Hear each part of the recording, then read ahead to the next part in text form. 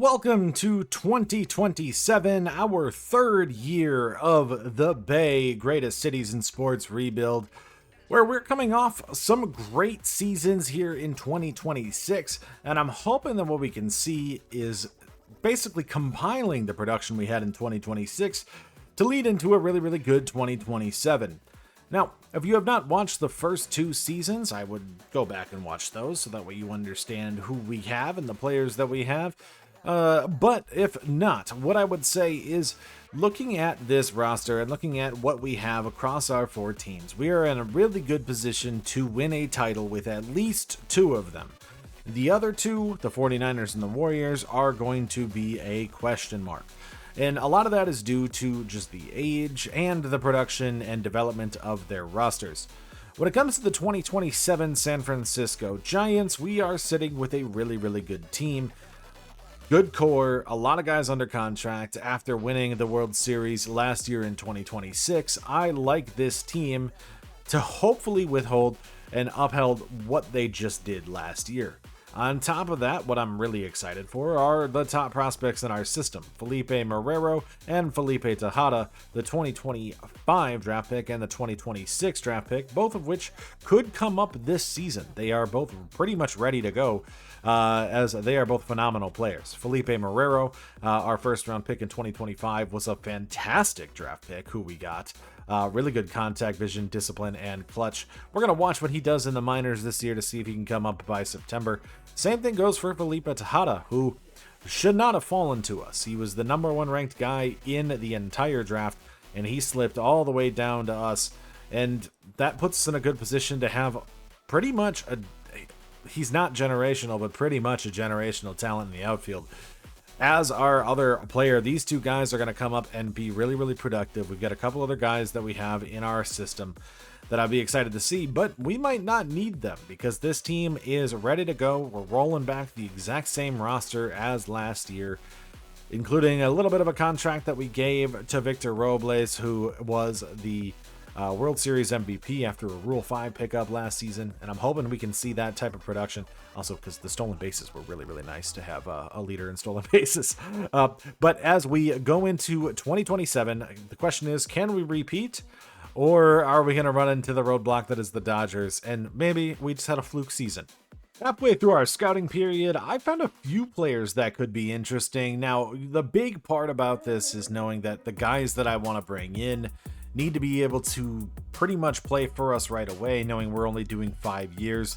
This non-ranked discovery find might be somebody who could be an outfielder, but I'm not even sure, like just a defensive replacement. Maybe he comes in.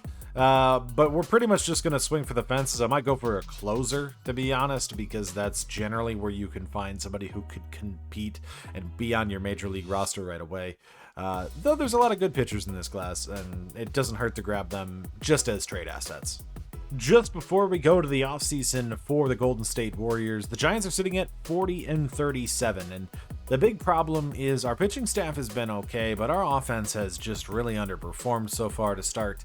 And it's making me think maybe it's time to just go and bring up Felipe Marrero and Felipe Tejada. And one of the reasons for that is when I go to the lineup in AAA, I've seen fantastic production from Felipe Marrero, 325 with a 422 on base. Like, what am I waiting for, really, with him? Tejada's a little bit further away. We could wait on this, and actually, he's regressing. Maybe he should go back down to AA. He's not ready, so we could wait on that, but I think Marrero's got to come up. He's a 73 overall.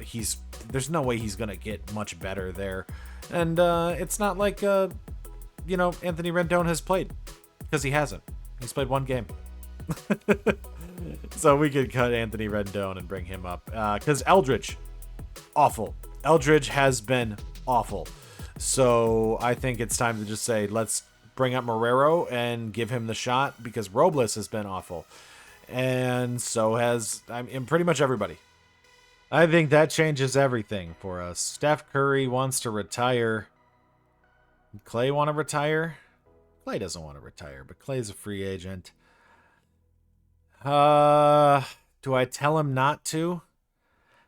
I think we tell him not to, which means this is going to be his last season with Curry. I could say no. I could say no. Wait. I could say no. No, we're going to override it. We're going to give him a go-away tour, or a going-away party here for us. We honestly would probably be in a better position if we didn't keep him, because it means we could go into free agency with a bunch of cap space. But instead, we're going to go into this free agency with Curry and see what we do in the offseason. We have pick 25 in the draft, and I don't really know if we're going to get anything that is like any value really in it. I guess this guy could be, this guy could be all NBA, Dalton Vaughn. I'm not necessarily sure what we'll find. I also looked to see if I could trade this. Jaren Jackson's not bad with Sam Perkins as a bench. That could be something. I might just trade this pick. We traded our pick, plus also traded DeMar DeRozan. Got a bunch of extra firsts in the future. They took Jared Whitehead in that spot, so I'm not that worried about it. I wanted to clear up cap space anyways. This is going to be Curry's last season, and our goal is to essentially try to build a young core to replace him once he's gone. I think it took me an hour in real time to negotiate enough contracts to move everything around to try to keep this team together and build what we just did. Giannis is going to be a part of the Golden State Warriors next season, along with Curry's last season, Pods, Kuminga, Moody. I also brought in Cam Johnson, who was a pretty cheap deal to bring in. And so was Agbaji, was pretty cheap, and brought Clay back in. So kept everybody for pretty cheap. A big +6 for Darius Akuff and +5 for Marvin Bagley on this season. Crazy that he developed like that. But we have Giannis. I think now the window is back open. And so talk about turning it around. We spent the back half of last season in 2026 reorganizing all of our contracts to get everything to be expiring to give us some cap space. And we had just enough to pay Giannis. I had to move and get rid of DeRozan to do it. I had to get rid of a couple other guys in the back end of the lineup that I liked to do it. But it's okay, because we end up with Giannis and Curry this season. I don't know how if Curry is going to last much longer, but at least we'll have a member of the team for the rest of the time if Curry retires. Pretty much every player that I liked in this class that was going to be a first-round pick is gone. The big one that I really wanted was this Jose Juarez, just thinking that he would end up being good for us and he starts at the season. He'll probably actually regress, but he could be a player that we could play right away. But I think what we're going to do is we're just going to take two closers here. We're going to go with Cy Alexander, and then we're going to go with Tony Irvin. I mean, I have a couple other guys. Carlos Mantos could be good too, and Manny Castillo could be good as well. A couple guys that could be good, but I think it's just safe to just go with the closers because they could at least play for us. We have gotten hot since I brought in Felipe Marrero. It's been a really good plus to this offense, and we are 9-1 in our last 10, and therefore 52-44. In the wild card race, though, I think we're going to need to do pretty good to catch up to the Diamondbacks and the Dodgers, especially the Dodgers, who are really dominant this year. I don't know if we're going to have a shot to beat them this season and repeat, but I would hope that we can. We are the third-ranked team, but just outside of it, because I think our division is good and we underperformed a little bit. When it comes to All-Stars, we don't have any starters, but Ryan Walker is an All-Star for the closing pitching position, 113 with a .86 whip so far this season. Really good for him. And then I believe we have Matt Chapman also starting at third base, 14 home runs, a .262 average. Not great necessarily, but it's good enough to get it. And I don't think we have anybody else. We do not. I don't know who Greg Cruz is, but he's just got good stats. Okay. But yeah, so we have one All-Star. It's Matt Chapman. And the hope is that we can sign these guys and they end up being semi-decent for us. And we can go on a run late. Maybe Felipe Marrero will end up doing a lot. Let's see. What is he doing right now since we brought him up? No, only 227. But 320 on base. We're going to take the punch that he brought in for us. The goal was MLB ready talent, and I think Cy Zander could be somebody who is. His walks per nine is pretty bad, but he could end up being a pretty good reliever for us. Jorge Manuel is not going to end up being anything, but good defensive stats. Maybe we could trade him away. And honestly, I think Tony Irvin is even better than Cy Zander as a potential prospect. And we also got Quevedo, who could be traded away as a 93 potential starting pitcher at the age of 21. Maybe we'll trade him. This is 100% the guy I wanted. 84 overall already. Good defensive stats with 82 potential. So yeah, he'd regress a little bit once you brought him in the league, but not enough to make it substantial. So could have been something for 1 to 2 years as like a backup catcher. With 1 month to go, we have clearly jumped out up into a really good position, 82-57.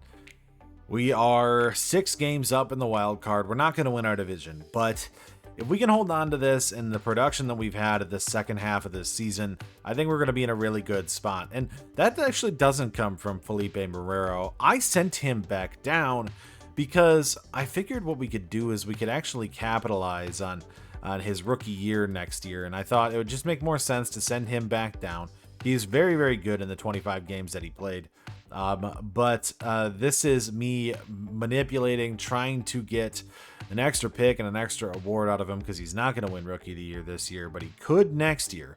And so as we look at it, I think the other part is I could bring in Jose Miranda, who in AAA was hitting 330, and could do that. And Sam Huff can play first base as well. Just anybody but Eldridge, really. But I think what we're going to be looking at is, can we make it and hold on this season? You know, it's a competitive NL West, and looking at our calendar, we thankfully only had to play the Dodgers once, but we do have to play the Diamondbacks, and that's going to put us in a position where if we lose to this Diamondbacks team and then the Dodgers, I'm just saying we'll probably drop a couple games to Colorado and Washington and Texas. I want to make sure we can win them. We cannot get swept by those teams. But as it's September, let's get into a different season. We are going to be starting off the season in Stanford with the #1 ranked team in the nation.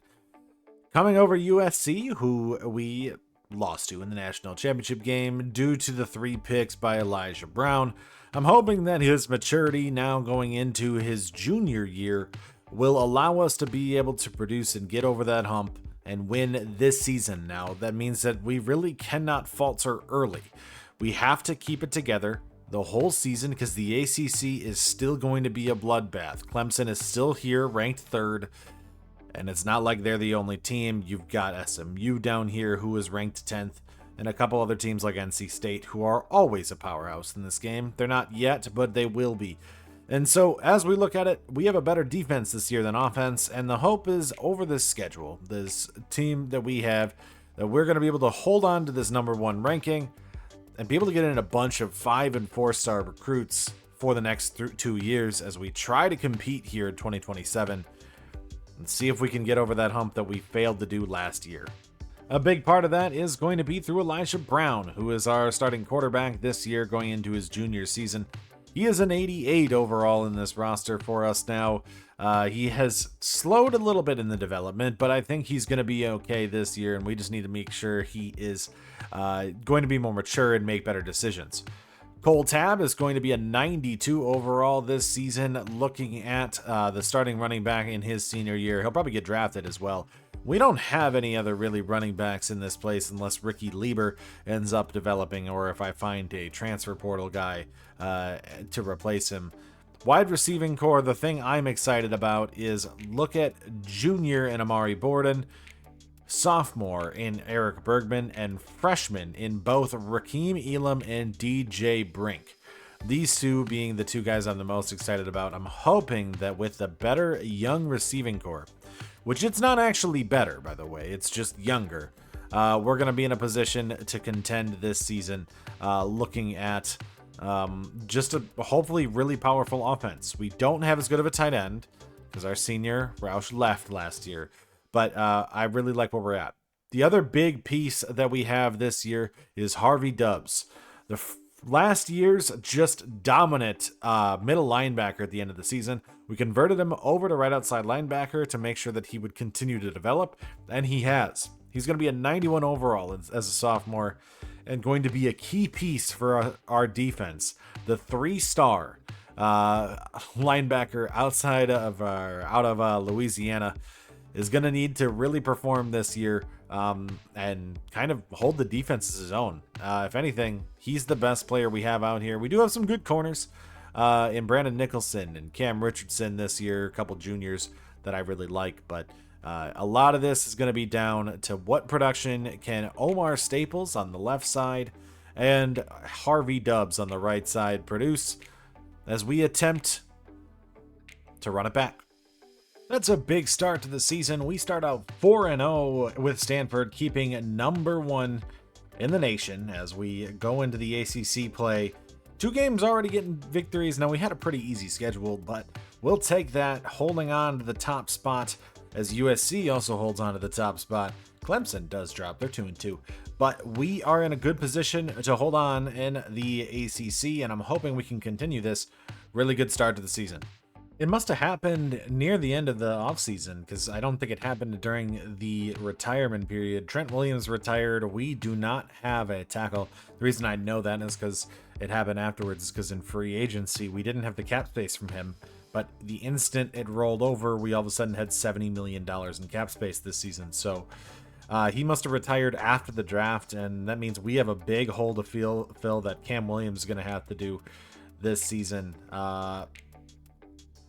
Reeves isn't going to play much because McCaffrey's still here, but Reeves could take the job soon. Maybe I'll trade McCaffrey if we're bad because, I mean, why not at that point?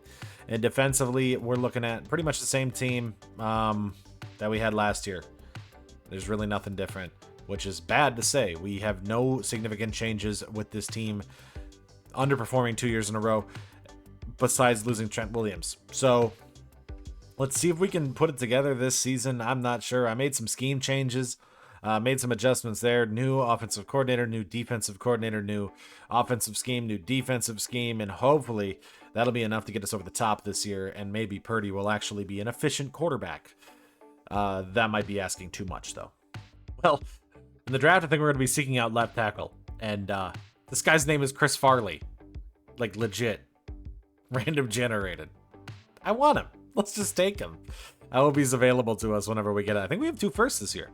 The 49ers have been such a disappointment, and 1-3 right now. But I will say, if you want to take a positive and a little bit of an optimistic note here for us, we fixed the defense, supposedly. Now the offense is just awful. So maybe change the scheme of the offense back to what we were? In 4 games, Purdy has 2 touchdowns and 2 picks. Do we at least have rushing yards? Nah. 283. That's okay. Should be better, though, with Christian McCaffrey. But the Giants go 97-65, making the postseason as a wild card team. We're not going to take out the Dodgers in the division, but we do make the playoffs at 97-65. Another season, no division title, but we made the run last year as the wild card team. Maybe we'll make it again. For a second straight season, Ryan Walker gets the delivery man of the year, the best reliever in baseball. We will take that. Shohei Ohtani wins the MVP with 48 home runs, hitting .316 with 157 RBIs. Really nothing stopping him from that. That's 6 MVPs, including 5 in a row. I also see the Cy Young, and I hate it. Soto's second. Willie Adames does finish third. He wins the Cy Young 18-5, 336 with a 191 strikeouts. He's not going to get the Triple Crown, though, this time. When it comes then to the AL side, Aaron Judge wins the MVP, hitting .301 with 43 home runs, just beating out Gunnar Henderson, who hit .310. Cy Young goes to Taj Bradley, who had a .327 ERA for the Tampa Bay Rays. Rack up another league leader. This time, Braxton Garrett leads the league in ERA. Topping the boards as Logan Webb in second with the innings pitched and whip. We're only going to count ERA. I don't think innings pitch or whip are really valuable. I mean, whip is, but I don't think teams consider that as a major stat. We don't even look at it. So we do end up getting that, though. No stolen bases from Robles.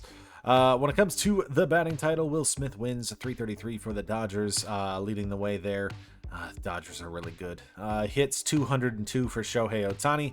Leads the way with Mookie Betts right behind him with 199. When it comes to home runs, Shohei Ohtani led the way with 48. Willy Adames with 43 in second place. RBIs was 157 from Shohei, leading the way there. Ryan Walker won the reliever of the year, but does not lead in saves. He had 44, but Devin Williams with 52 leads the way in the NL for the Chicago Cubs now. ERA, we have the top two, but Braxton Garrett gets it with the 2.40 ERA on the season. Logan Webb with a 2.66. So even if Garrett didn't put that good of a season together, Logan Webb would have. And then your strikeout leader is going to be Mackenzie Gore of the Washington Nationals with 203. On the AL side, the greatest player in the history of baseball, Jacob Wilson, hits for 325, getting the batting title there for the shortstop with 201 hits as well, just beating out Gunnar on that category. When it comes to home runs, Aaron Judge led the way with 43 over Gunnar Henderson. The saves leader in the AL is Andres Munoz with 48 saves for the Seattle Mariners, just beating out Mason Miller. ERA crown goes to Drew Thorpe with a 2.69 ERA for the Chicago White Sox, and your strikeout leader, Cole Ragans with 197. I'm starting to think the game has something against you, Spencer, because it sent him down for a third straight year after another 184-107 season.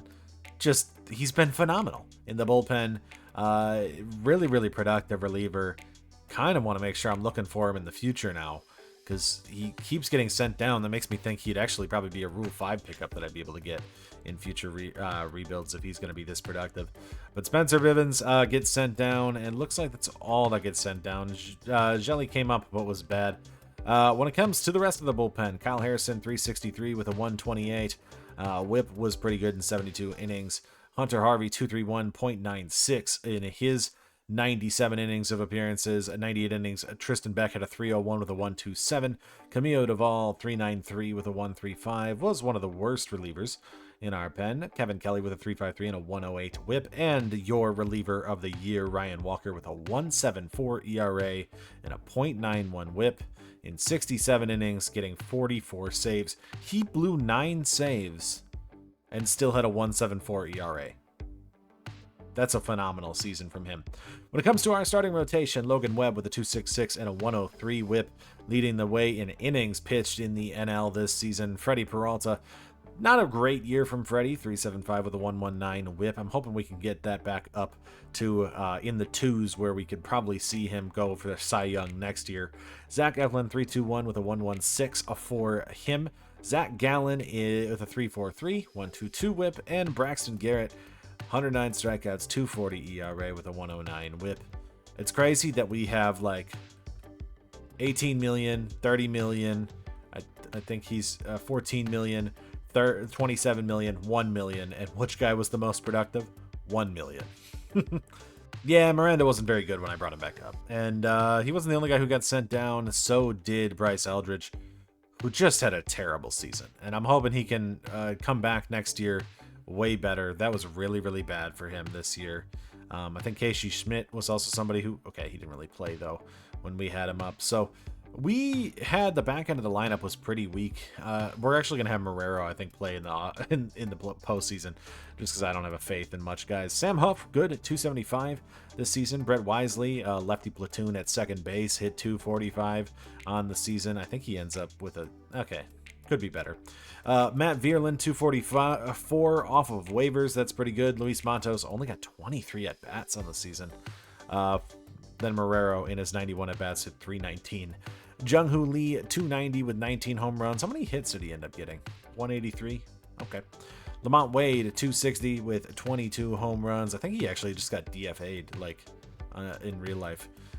But whatever.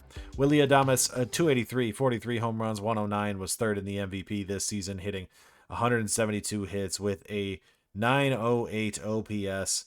Not as good as he was 2 years ago, but it looks like the WAR is actually technically higher this year than it was in 2025.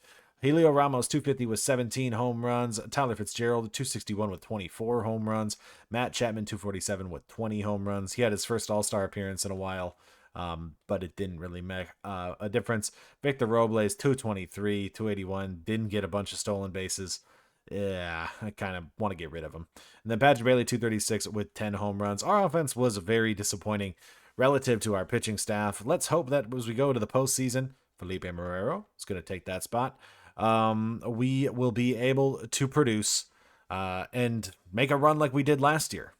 Last year, we had the Padres in the first round. This year, we have the Diamondbacks, another really, really good team in the NL West. The NL West is stacked. We have 4 teams in the playoffs again. The Padres did make it. So the question is, can we uphold and do the run from the wild card just like we did last year? Game 1, Logan Webb versus Corbin Burns is a 3-8 loss. Already starting in the hole, Peralta versus Michael King in Game 2. We win that one 3-2, making a clutch Game 3. Zach Eflin versus Brandon Pfaadt. We win and we advance to take on the Dodgers on Saturday the 2nd. We are going to play this one, and then we have a college football game right after. Zach Gallen versus Shohei Ohtani against the Dodgers here in the NLDS. They were unable to get over us last year in the NLDS, and the hope is that they'll be unable to get over us this time. Game 1 here in LA. Gallen versus Ohtani. We get the victory. Can number 1 ranked Stanford hold it up? We just had a victory against the Dodgers earlier in the day. Maybe we'll be able to take down Virginia Tech and keep the number 1 ranking later here on Saturday. I want to see it, and I'd like to see some commits, please. But no commits. In fact, we lose a couple guys. But we stay 5-0. So, 2 wins on Saturday. Can we make it 2 wins on Sunday? We need the 49ers to start it off here at 4 p.m. in Levi's. Can we get the victory over the Commanders? I would like a victory, please. We do win that one closely, 27-24, with a weekly award here, as well as Bosa gets 3 sacks. I think he had 4 sacks last game, so he's really just racking it up as we have just seen a massive improvement with the new defensive scheme. 5 games into the season, Nick Bosa has 9 sacks. That's great, because the last 2 seasons he had 1 at like week 13 and like 2.5 at week 15. This is significantly better. This mock draft has me taking a left outside linebacker projected in the 3rd to 4th round at pick 9. I'll have to look at him, but I doubt it. Why would I do that when, like, Chris Farley's still there? We're taking Chris Farley. But here we are, Sunday night in LA. Braxton Garrett versus Roki Sasaki. See if we can win another one in LA. Game 2, we do not. We lose 6-8. Looks like Kevin Kelly blew it. We are tied 1-1 going back to San Francisco against the Dodgers. Game 3, Logan Webb versus Tyler Glasnow. We win. Ooh, we lose. We are now down 2-1 in this series. Peralta versus Ohtani. We win that one 3-2. That makes it Game 5. Eflin versus Sasaki here on Friday night. Are we going to be able to do it again? We are. We are advancing to play the Cubs. 2nd straight season we've done this. Please don't make this a 7-game series against the Cubs. Next up, we have Clemson. The number 1 ranked Stanford is going into the Tigers' den here.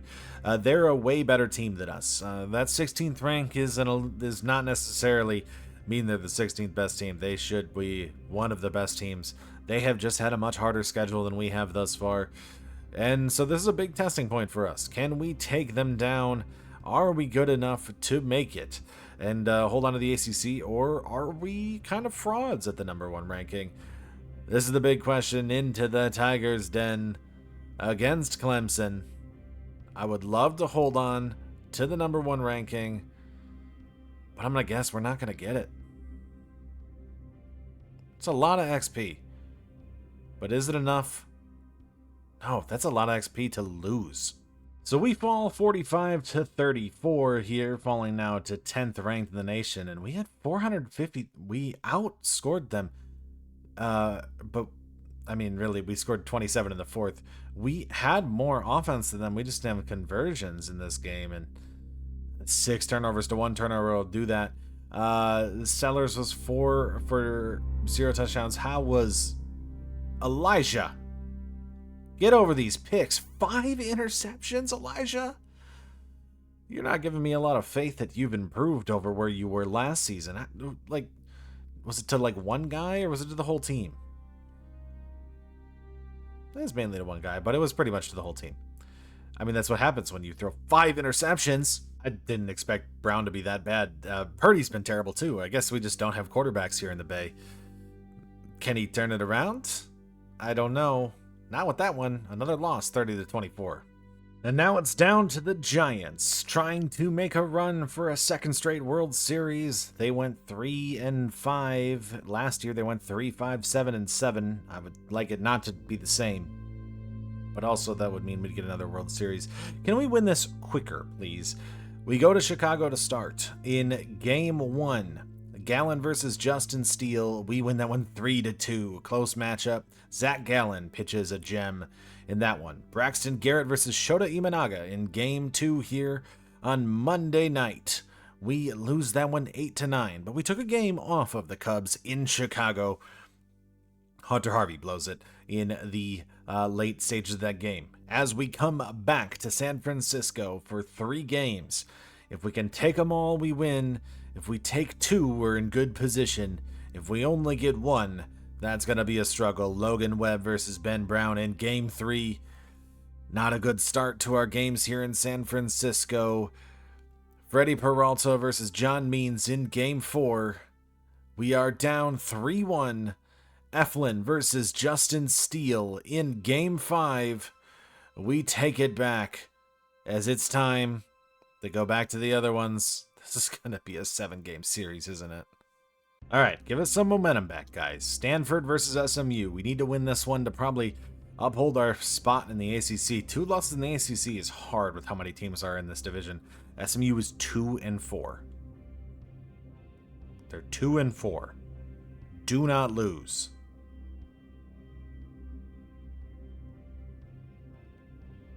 Can we get a recruit too, please? We win. Still 8th ranked. I mean, okay. Still a top tier defense, but our offense is awful. Give me a game. Just give me a game. Show me the season still has a chance. Please. Show me the season. Okay, it still has a chance. And a weekly award. Who would it go to? DeMarcus Neighbors with 3 sacks. But I'm doing it. McCaffrey's leaving. And I'm getting a first-round pick from the Bills. Seems like an underpay. But I'm not paying him. And he's just not performing at a level. Let's just let the rookie play. 2 games again. Gallen and Garrett. Same position we were in last year. In Chicago. Game 6. Oh, please don't make this stressful. Game 6 against the Cubs.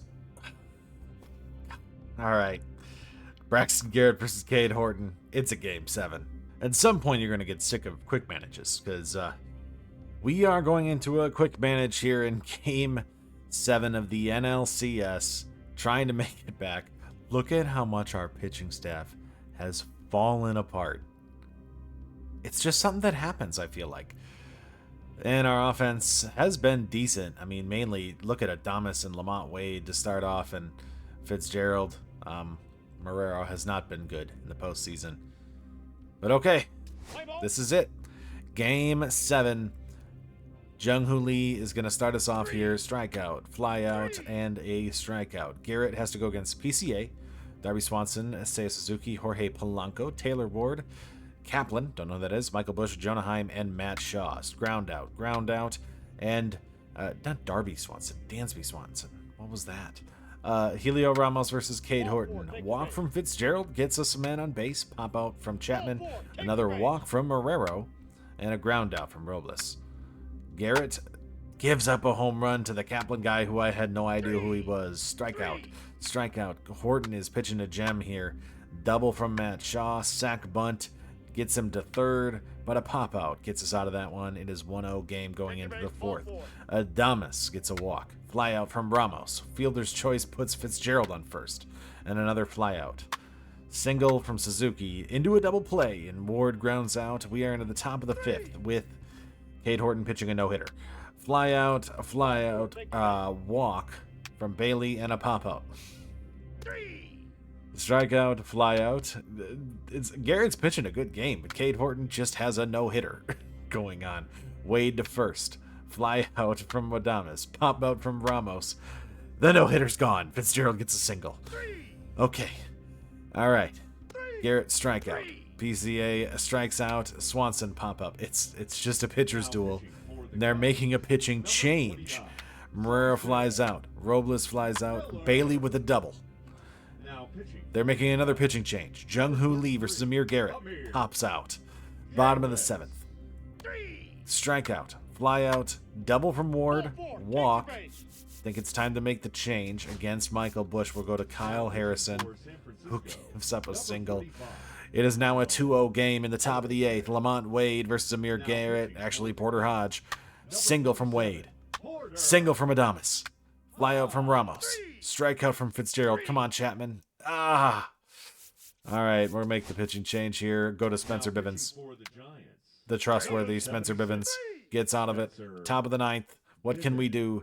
Felipe Marrero against Devin Williams. Walks. Victor Robles is on bat. I'm going to make a pinch hit here, I think. We're going to go... I think Sam Huff is probably the best move.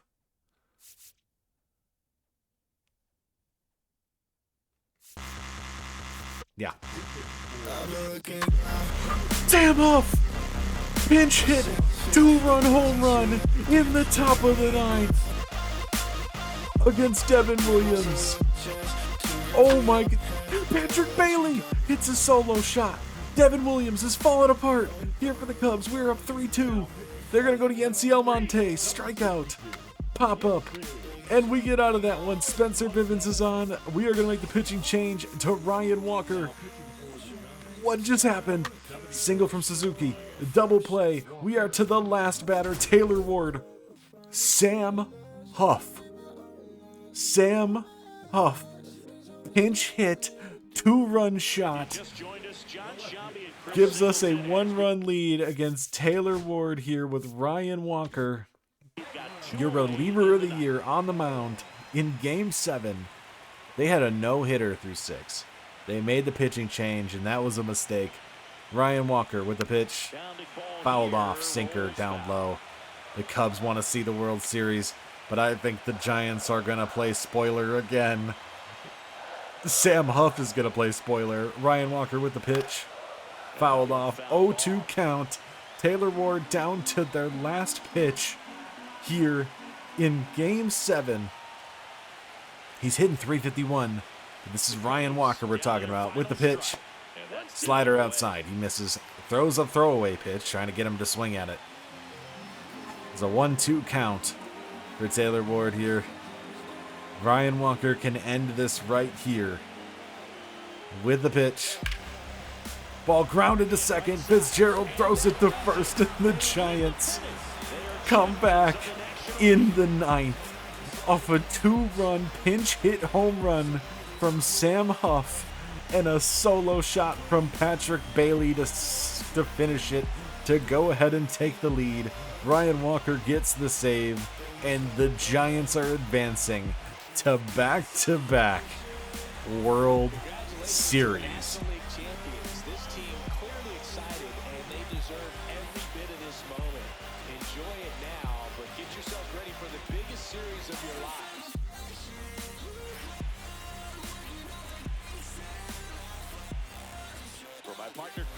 And our great crew, thanks for watching the National League Championship Series on Mlbtheshow. Last year, we had to take on the Tigers in the World Series. This year, it's the Empire. The New York Yankees have made it. Can we take them down and win 2 in a row here with the Giants? It's going to be Logan Webb versus Max Fried, Peralta versus Luis Seal, and Eflin versus Rodon. Game 1, Logan Webb versus Max Fried. We lose that one 0-2. Let's play this one prior to the game on Saturday, just so that I can move forward with 2 in a row. Peralta versus Luis Gil here in New York. We win that one, taking a game off of them. Actually, no, we have home field advantage. Whoops. We are down. We lost a game in San Fran. We had to pull a game off of them in New York. Oh, no. All right, well, we got Boston College next. Stanford versus Boston College. We're the way better team. Please just give me a simple victory. Don't stress me out. I'm so worried about this New York series. We just can't get a single recruit. Leveled up, though. I mean, besides the blemish against Clemson, this has been a good season for us so far. LSU is going to be our biggest challenge, I think, outside of that Clemson game. And Notre Dame is tough, too. But, oh, they're 3-5. Maybe they're not tough. I think if we beat LSU, we're probably in. Unless we fall apart in the back half of the season. We probably make it if we beat LSU. And that's what we have next week. But we will see them after the rest of the World Series. So in our first game without McCaffrey, we're playing the Miami Dolphins, and I'm hoping that our running back can do what he needs to overcome the gap that we have left there. As our offense needs to continue to wake up. We've moved from 32nd to 26th. Tied with the 23rd team who we're playing right now. If we do this, we go into our bye at 4-4, which will be much better than 3-5. Taking on the Dolphins. Can we get a victory? Please let me get a victory. 31-14. Our first game without McCaffrey ends up with a victory. 3 games in New York, then we're playing in San Francisco to finish it off. Please, can we just win the games in New York? I'm getting stressed out by the theatrics that this Giants team likes to play with. Game 3. Eflin versus Rodon is a victory. We take a game off of them in New York, making it 2-1. Please don't lose 2 straight. Zach Gallen versus Clark Schmidt. Schmidt has been just crushed so far in the postseason. Gallen has not. But we lose. Shouldn't have said it. 2-2 series going into Game 5. Garrett versus Max Fried. Oh my God, 17-1 victory? 17-1. 3 home runs from Tyler Fitzgerald. 3 home runs and 2 doubles from Tyler Fitzgerald. He had 5 hits and 5 extra base hits. World Series MVP Tyler Fitzgerald. All right, Game 6, an elimination game here. Yep, we got a quick manage. We have the better pitching staff, and we have the better lineup in this postseason. Playing in the Oranges here in Oracle Park. Please don't make us go 7. I don't want to go 7. Kind of just want to go Freddie over Webb.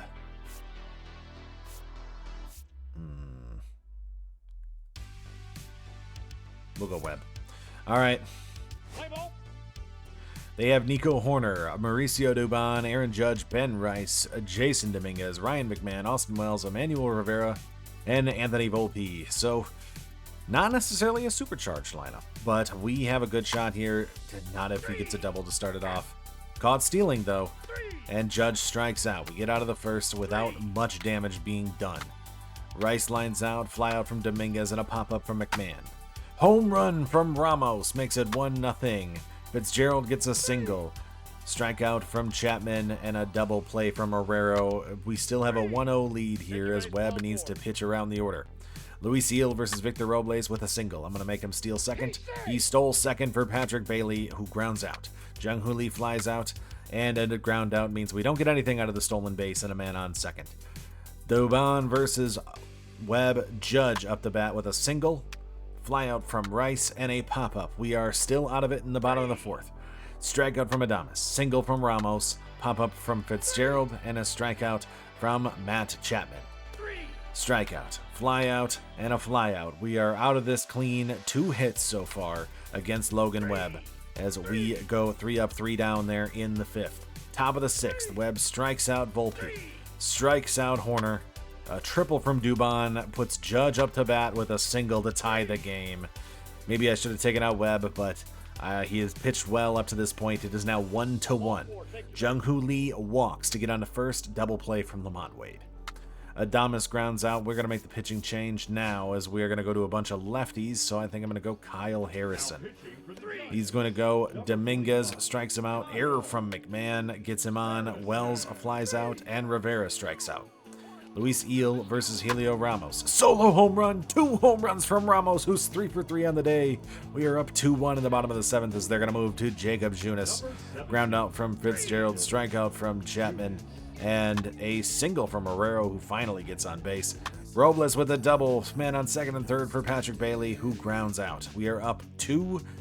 I'm going to make the pitching change to the guy I trust the most, Spencer Bivens. Fly out. Hit by pitch. Fly out. And a strikeout. Spencer Bivens. As we move to the bottom of the 8th here, they're going to move to Jake Cousins. Strikeout. Walk from Wade. Strikeout from Adames. Another single as Ramos is 4 for 4 on the day. Fitzgerald hits a single to give us a 3-1 lead and some safety. Bases loaded for Marrero. I gotta do it. Hit by pitch. He takes it. We were up 4-1. They're going to go to Jorge Lopez, and they get out of that. We're going to make the pitching change to Ryan Walker, who in the top of the 9th has to take on the middle of the lineup. Grounds out to Ben Rice, fly out to Dominguez. Let's enter the game. And maybe there will be no theatrics here in Game 6 of the World Series. 1 game less than last year. He's got Ryan McMahon. Ryan Walker versus Ryan McMahon here in Game 6 in the top of the 9th of the World Series here in Oracle Park to repeat. He just has to get the out with the pitch. Strike 1, 4-seam fastball up high. We're looking at somebody's face. They're getting into that guy's face. Walker versus McMahon, 0-1 count now. With the pitch. Ball low, sinker misses, 1-1 count. That means we have not only we've won 2 from the wild card, coming out of nowhere in both of them. I want to see the victory, though, before I get too excited. That ball is going to get over his head. McMahon is probably going to get a double on this play as we are unable to get it. Helio Ramos throws it to second and is unable to get him out. McMahon is on second with a double against Ryan Walker. That means we are going to bring up Austin Wells here at the top of the 9th with a man on second. McMahon does not get to be the last batter. It is going to be Wells this time. Sinker outside, 1-0 count. He flied out in the 3rd. He's hitting 159 this postseason. Just get him out. Just get him out, Walker. Just get him out. With a pitch. Chopper, foul, 1-1 count for Austin Wells. Walker's shaking off Patrick Bailey. Shouldn't do that. Bailey's a good catcher. Believe in him. Believe in your man. With the pitch. Ball low. What 2-1 count for Austin Wells. Don't you dare walk him. Walker, just need you to get me out of this. I don't want more stress. With the pitch. Fouled off. 2-2 count as Austin Wells is down to his last pitch here in Game 6 of the World Series in the top of the 9th. Can he do it? With the pitch. Strikeout. Ryan Walker strikes out Austin Wells, and your San Francisco Giants win back-to-back World Series in 2027, coming from the wild card in both. Out of nowhere, we end up doing it, and everybody's celebrating here because this isn't even over. We get to keep this team for a little while, and this team underperformed this year and ends up winning a World Series despite that. Back-to-back World Series for the San Francisco Giants. A lot of pressure on everybody else to try to keep up because, I mean, the Giants are outperforming you guys. That's 2 trophies. Really good pitching game from Logan Webb. The bullpen comes in. Spencer Bivens is my hero. And Helio Ramos on a 4-for-4 day gets it. But really, I don't think any of this happens without Sam Huff's walk-off in the NLCS. We are going to hoist the trophy for a second straight time in 2027. And the question will become for the Giants is, even if the other teams in the city can't win, can the Giants create a dynasty and win 3 in 5 years just like they did in the 2010s? Can they do it again in the 2020s? Their 10th World Series championship here in 2027. Your World Series MVP is predictably Tyler Fitzgerald after his massive 5 extra base hit game in Game 5 to win 17-1. And he did get a good hit there in Game 6. But we win that one. Playoff MVP goes to Lamont Wade. Though I think everybody knows the actual postseason MVP should have been Sam Huff. But we hit really, really well in the postseason. Most of the lineup did. Fitzgerald did. Wade did. We end up getting back-to-back World Series here. Nico Horner was the postseason MVP for the New York Yankees. The question is, what are we going to be able to do next year? I think Victor Robles is going to be gone. We're going to make some adjustments to this team. And I really can't give up on Sam Huff because he's now the hero, right? And so to follow up the World Series title, the hope is that we're going to be in a good position here to beat really our last major opponent. After LSU, we will be pretty much riding home smoothly. We just have to beat LSU. So let's get into this one. Will we beat LSU here? Please give me the victory. Hey, 4-star commit BJ Rome. We get a corner. Man, I'm missing a lot of guys though. Second Mancuso to Colorado. Oh, that's not gonna be enough. 226. That's not enough. 7-2. We fall down to the 12. That means that we're gonna be fighting on the back foot for the rest of the season, trying to catch back up in this to make the college football playoff. Thankfully, it doesn't look like our conference has been that good. NC State? Not only did we lose, we get just demolished by LSU. I think what's been proven is last year was a year of the underdog. We snuck through, made a lot of runs that we weren't supposed to make. And so we really overperformed. And this year, Elijah Brown is being exposed. Oh my God, Elijah. That is 9 picks in the last 3 games. It hasn't exactly been a good start to the Giannis era in Golden State. Part of that is due to our defense has just been awful to start off the season. And I think we're kind of limited right now with the roster. And I'm looking at this year. Kuminga at center. We just don't have a lot of defensive guys. We really poured a lot into trying to improve the offense this past year. And I don't know. Maybe Curry's got to go. When Curry retires, we'll be at a little bit different position. As we rotate to building around Giannis next year, it's going to be a lot different. But for now, we have just to see if, what we can do for Curry and see if we can get him a shot at least. Because this is his last season. This is the farewell tour of Stephen Curry. But the power of having Giannis is he puts up games like this. 2 steals away from a 5x5. He's center right now because everybody's hurt again.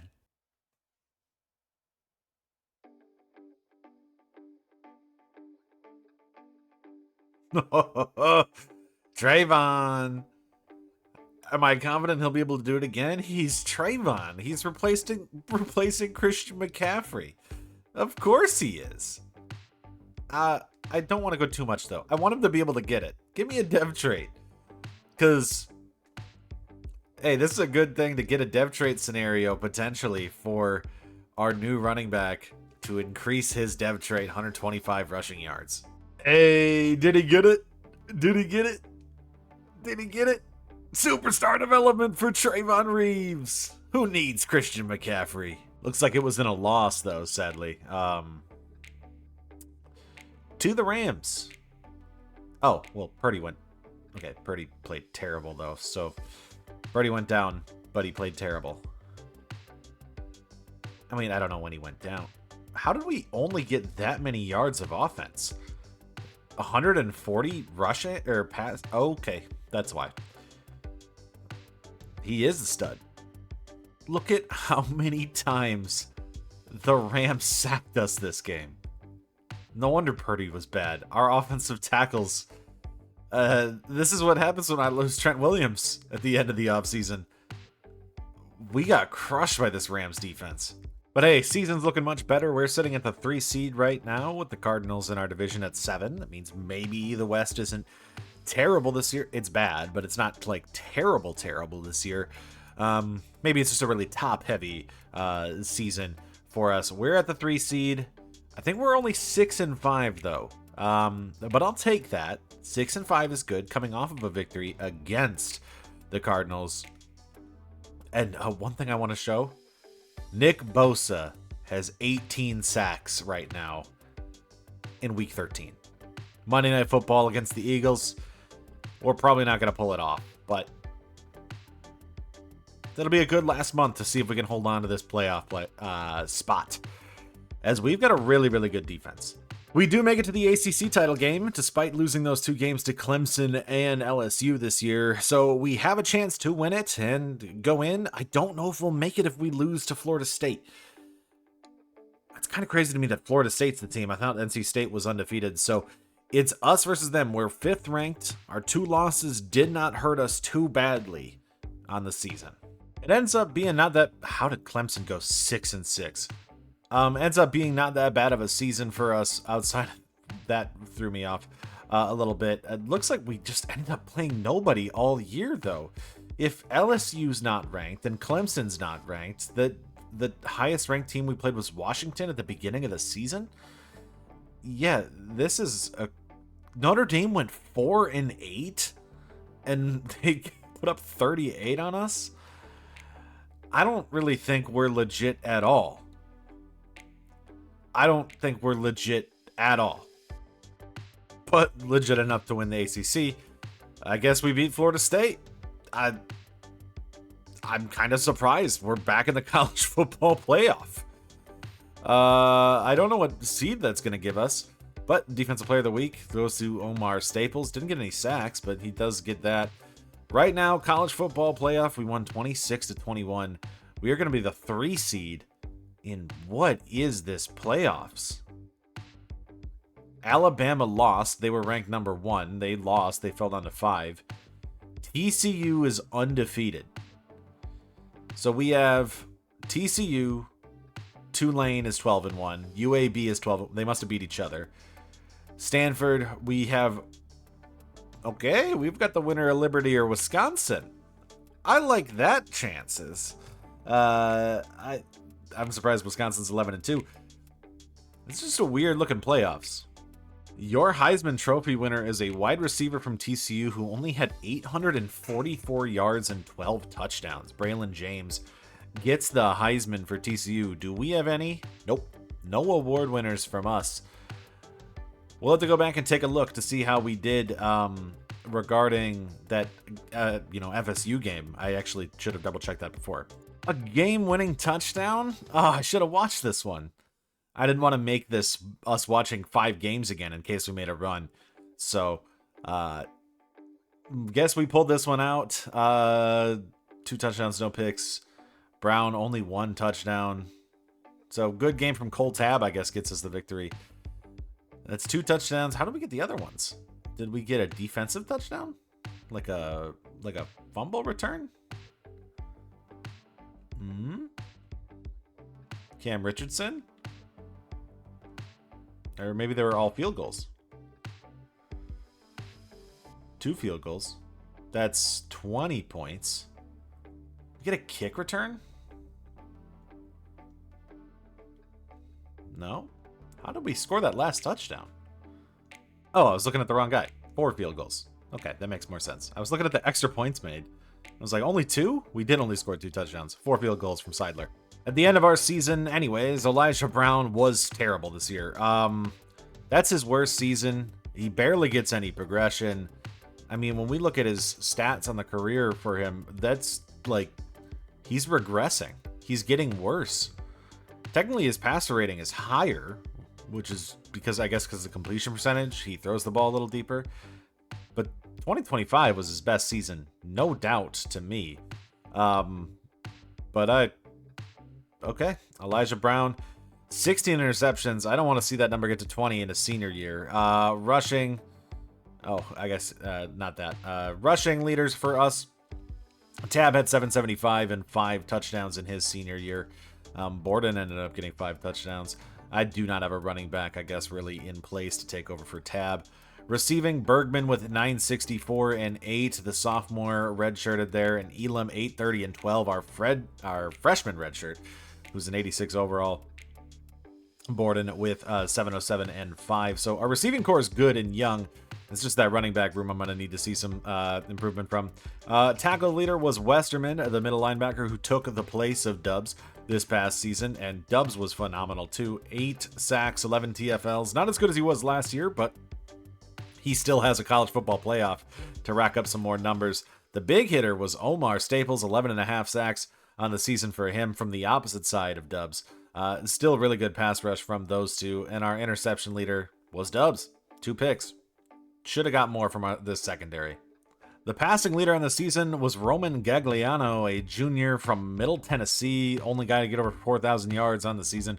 And your touchdown leader on the year was Malachi Nelson, now with Boise State. 47 and 3, right above Hobart, Robert, and Gio Lopez. Really good from South Alabama. When it comes to rushing leaders, your leader was PJ Martin, also from the Jags there. 1175 and 13 touchdowns, which led the way. PJ Martin was the best running back in all of college football this past year. Receiving leader, Eric Smith from Liberty had 1597 and 18 touchdowns. The touchdown leader was Gabe Romero from Boise State, a freshman who ended up getting a lot of touches. This is more Heisman than whatever the guy who got it was, the 865 and 12 or whatever he was, and I guess it's 53 catches. Defensively, no, these numbers are not necessarily perfect. It says that Lanier is the tackle leader with 109, your sacks leader. I should just go check some conferences. Staples with 11.5 is leading the way there.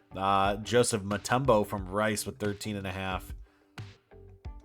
19 sacks. I think that's going to be your leader from Washington, Sateki Wilcox, the junior out of Hawaii. And we'll be taking on that top receiver in the Chick-fil-A Peach Bowl.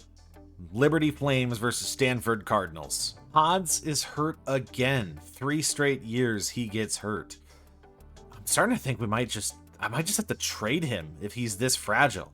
This is a good one. We might have a shot at our first NBA Cup. We're going to be taking on the Nets in the NBA Cup, taking out the Spurs and the Mavericks on our way there. I mean, they're 8th in their conference. They were 1st in theirs. I think we got a really good shot here of winning the NBA Cup. Let's just simcast this and watch it. I want to see what happens, see if we can pull it off against Brooklyn. They take a good first quarter lead. They take a good second quarter lead. I think we are getting demolished by them. Looks like Brooklyn's going to take this one. Winning the cup by almost 50. And not even from like a crazy standpoint. I mean, I guess Jabari Smith had 22, Liam McNeely with 20 and 8, Isaiah Joe had 17, Nolan Traore with a double-double. We just had nothing outside of Giannis, who only put up 24 this game. Rest of the team just didn't really show. We started off 5-5, and we put it together here, winning 11 straight games. We're 26 and 8 after. I think the NBA Cup game doesn't count in this. We won every other game in between there. Team has just really, really performed well. I think Giannis has done most of that work to just make this team look significantly better. He's up to a 99. I don't know why he wasn't a 99 already. I think he was sitting at a 98 or 97 or something like that. Morale and all that probably pushes him up to a 99. But with Bagley back, I think that's the big difference. And it looks like Curry has moved to the 2 Darius Acuff has taken the 1. I'm trading Pods once he gets back from his injury. That's what we'll see there. But let's finish the NFL season before we get there, and let's finish the college football playoff before we see what we do with Pods, who should be back soon. 11-6. Our scheme changes helped. Trading away McCaffrey helped. I mean, if you think about it, we were 3-4 when we traded away McCaffrey, and we ended up 11-6. So it's good to move off of him. We end up having a good rookie, and that's going to put us in the playoffs as the only team in the West, as the Cardinals do miss out at 8-9. So I mean, the AFC is just not, or NFC specifically, is just not very good. When you look at the playoffs, we are going to be taking on the Detroit Lions. We're the 2 seed. Giving us a good advantage. 11-6 is the 2 seed. That's something. If we win this, I guess it just means we don't have to play the Eagles, which is going to be nice. I don't want to play the Eagles. Taking a look at our season, Brock Purdy ends up having 3,900 yards, 37 touchdowns, and 9 picks, a significant improvement over where he had been, despite that terrible game against the Rams that we looked at, that we lost. That ends up being, I think, his best season since we started here. When it comes to rushing, Reeves in about half a season ends up getting 716 yards, 4.3 average, and 8 touchdowns, which is very, very good for half a year with our rookie running back. He's going to be in a really good position to succeed next season when he plays a full, 900 downs, 1,000 downs instead of 500. Will be much more beneficial for him. Comes to receiving leaders, Ayuk gets over 1,000 yards, 1,113. Jose Jackson, 874 and 8. Pearsall was 757 and 4. And Kittle was 709 touchdowns. Pretty good even attack from those 4 guys, our 4 weapons. Love to see that. Defensively, Fred Warner leads the way with 108 tackles for us. He was a free agent. I signed him to a 3-year extension so that we'd keep him for the rest of the time. When it comes down to the defense, though, it's all about Nick Bosa, who finally puts together a really good year with 22 sacks on the season. I mean, he had 16 by week 13. It's like he flipped the script. The last couple of years, he didn't show up till the end. This year, he showed up at the beginning and fell apart at the end. I'll take that as a separation, because 13 weeks, if our midway point for Nick Bosa is week 13, then perform better in that first half of the season, if he thinks halfway through the season is week 13. 10.5 from Mikael Williams, though, very good. And DeMarcus Neighbors was 7.5. Our rookie defensive end who played our backup D tackle this season. We also had 5 interceptions from Fred Warner on top of his 108 tackles. 4 picks from Renardo Green, 2 from Williams, 2 from Lenore, 1 from Brown, and 1 from Matthew Hurts, our rookie. Across the NFL, Joe Burrow leads the way with 4,700 yards. Another season where he is very, very dominant, with another probably leading in touchdowns too. 48-4 over Mahomes' 48-9. That's going to be good enough. I would think that he's probably not going to win Rookie of the Year, because that's good, or not Rookie of the Year, MVP. It's probably going to go to like Hurts, who has 4,000 rushing touchdowns. But your rushing leader was Najee Harris with 1,269. McCaffrey did get over 1,000. So he was still decent. He was actually better with Buffalo than he was with us.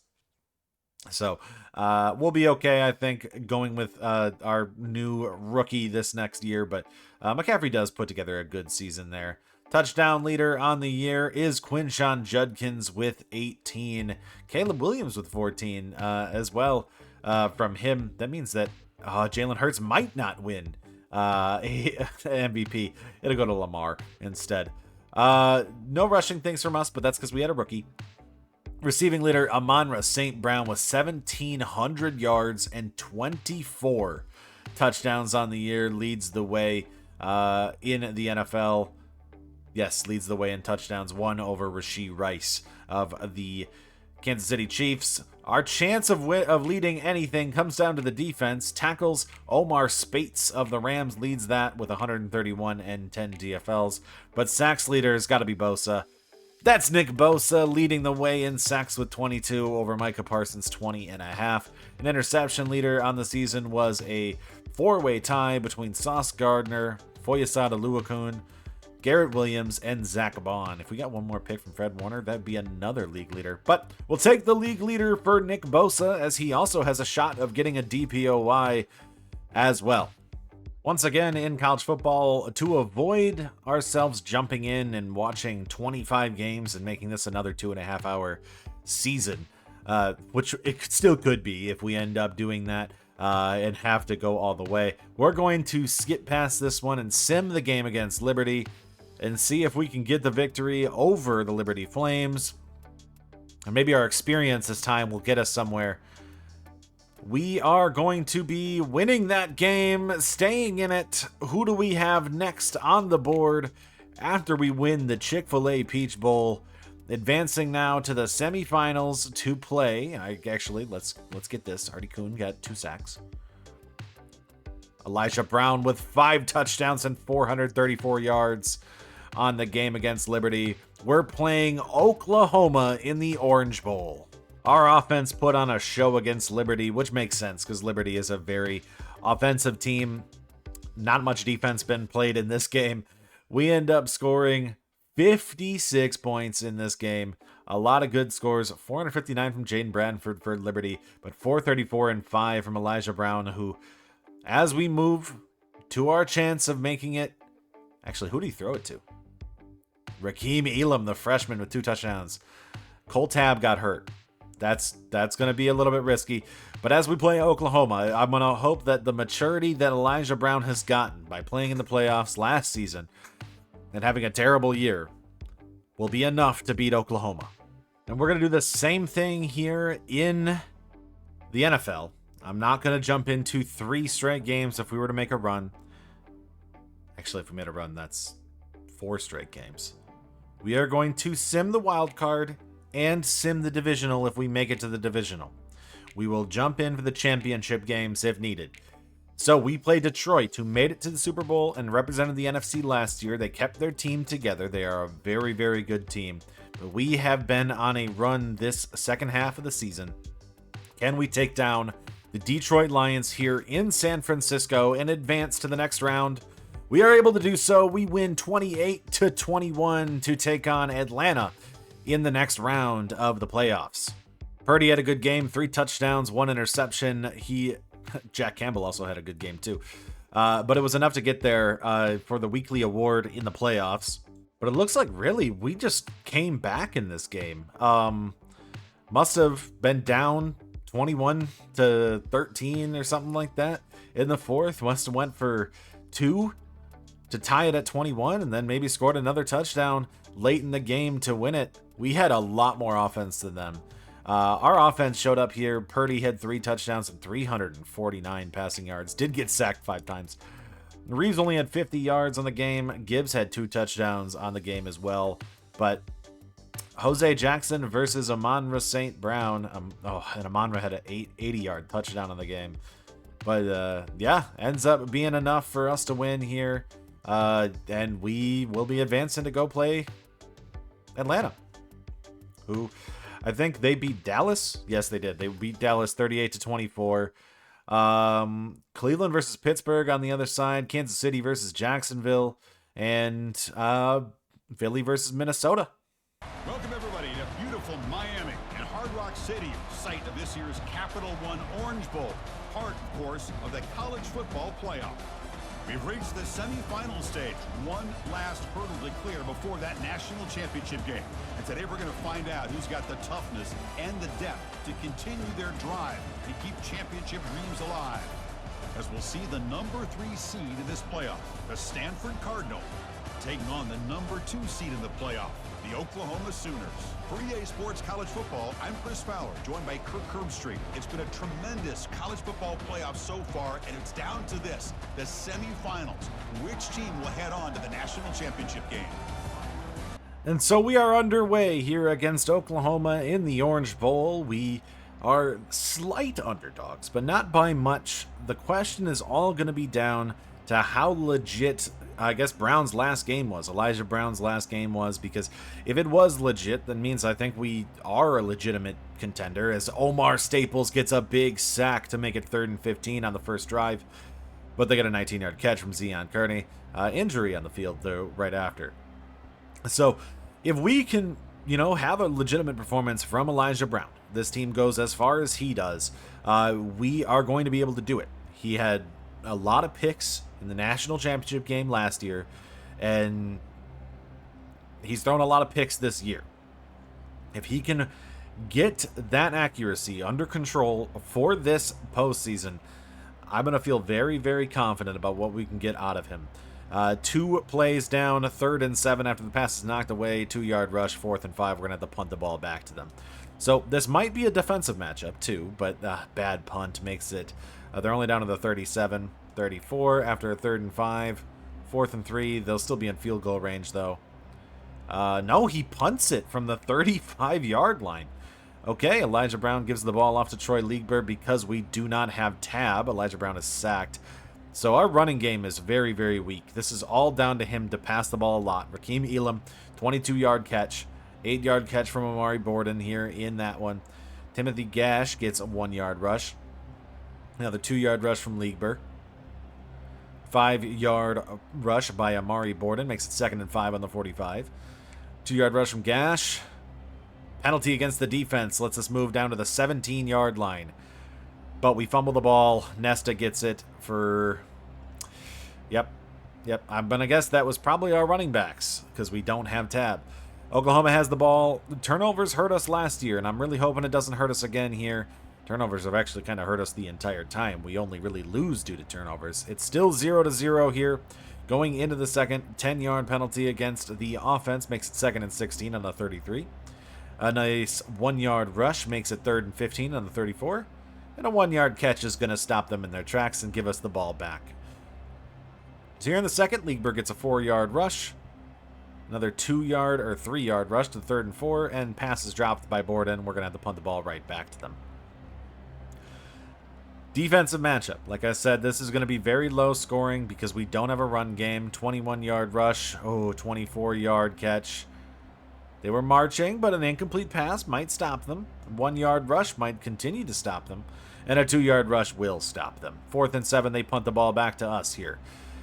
4 minutes left in the second. We are still in a 0-0 game, but Jaden Jackson's sack will force 3rd and 15, and it's knocked away. We're going to have to punt again. No offense coming out of this one. They get the ball back. 20-yard punt return.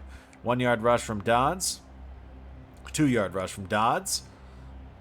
And a 3-yard rush from Dodds makes it 4th and 4. They're going to have to punt the ball to us. This is a matchup of punters, and that's it. I think people would be really disappointed after seeing the Liberty versus us game last time, 3rd and 7, after Liegber can't get anything going. For this game to be this low scoring, we might go into half 0-0, and I'd actually rather that happen than Oklahoma go down to score here. But we force another 3 and out. We'll get the ball back with 33 seconds left. I don't think Elijah Brown's going to be able to do much. 4-yard reception to Bergman. 24-yard catch. We're on the 19 for 1st and 10. But sack from Wyatt Gilmore. That's going to end our chance in the first half to score. 0-0 at halftime. We're going to get the ball to start the second half. We had some good momentum there at the end of the first half. 10-yard rush from Timothy Gash. But the pass is knocked away on 2nd and inches. Just give me the extra 1 yard. Elijah Brown is able to do that. 1st and 10. 3-yard rush from Elijah Brown gets us to 2nd and 7. Another incomplete from Brown makes it 3rd and 7. And a 4-yard rush makes it 4th and 3 for another punt in this 0-0 defensive shootout here. But a big penalty on Sumlin is going to make it so they can get over to the other side of the field. Hicks gets a 1-yard rush, 3rd and 5, 4th and 2 for Hicks. Are they going to kick the field goal this time? They punt again. That's 2 times they were on the 30. They punted. Now, we have not been able to move to their side of the field. Blackburn gets a big 16-yard catch. Our only time that we made it over there, we got sacked. 3rd and 2 after Liegber gets a 6-yard catch. And an incomplete from Brown. We're going to have to punt again. We just haven't even been able to get on their side of the field. If we were them on the 32-yard line twice, Seidler would have been able to kick those field goals. We'd be up 6-0, but we're not them. Our offense can't even get moving. Gash to the 42. Can he cross the 50? Gash gets a 30-yard rush. We cross the 50. We're on the 28. 15-yard catch by Blackburn brings us to the 14. Don't fumble again, guys. Negative 2-yard rush from Liegber. I guess we technically did advance to the red zone once, so we fumbled. 2nd and 10, another 1-yard rush from Liegber makes it 3rd and 11. 4th and 9 after a rush by Borden. We kick the field goal. 3-0 lead. 8:55 left in the 4th. Let the defense continue to play this way. 1-yard rush from Dodds. 3-yard rush from Dodds. And a 4th and 4. Are they going to go for it or kick the field goal? They punt. Kick the field goal. I meant punt. They punt. We get the ball back here. 4-yard penalty against the defense. We're on the 46. 7-yard catch for Bergman. 3-yard rush from Brown. 3rd and inches. A 4th and inches after the pass is dropped by Borden. Just go for it. Oh, no. Seidler took a 61-yarder. That puts him in really good field position. And they get a 26-yard catch to get down to the 30. 2-yard rush from Hawkins down to the 27. And they score a touchdown. Why did he kick that field goal? Should have just punted at that point. We are down 7-3 with 6 minutes left here in the 4th. We have not been able to get the offense rolling. 14-yard catch from Blackburn, though, gets us to the 40. A negative 2-yard rush from Liegber. Pass knocked away by Rossi. Another pass knocked away. It's 4th and 12. Please punt. We punt. All right. We're down 7-3 with 4.5 minutes left. Just need the defense to continue. We get the turnover. Naziah Caravallo forces a fumble. We get the ball here. 16-yard catch to Amari Borden puts us in the 42. Jacoby Johnson is hurt. Negative 3-yard rush from Gash puts us back to the 45. Only a 2-yard rush from Gash. 3rd and 11 with 3 minutes left. Interception by Rossi. Brown throws a pick. It's still 7-3. We still have a shot, but I don't know if our back was just broken. It might have been. Rashed gets a pass knocked away, but they go and score a touchdown on the next pass. Elijah Brown throws a game-losing interception. I don't think we're going to be able to make it back. He's going to try to just toss it to Elam a bunch of times. We are going down the field, but are we going to go quick enough? Pass knocked away. 3-yard rush from Brown. Negative, or only a 1-yard rush. We do get the touchdown to make it something serviceable. Don't get the extra point. We lose on the field goal because Brown threw a pick.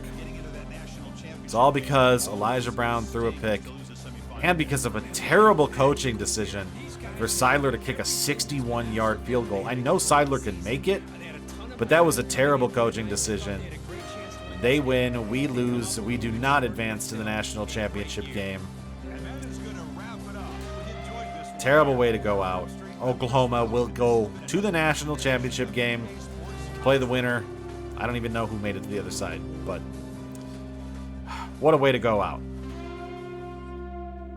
Elijah Brown, 18 for 30, 249 yards, 1 touchdown, 1 pick on the game. The big problem was we had no running game.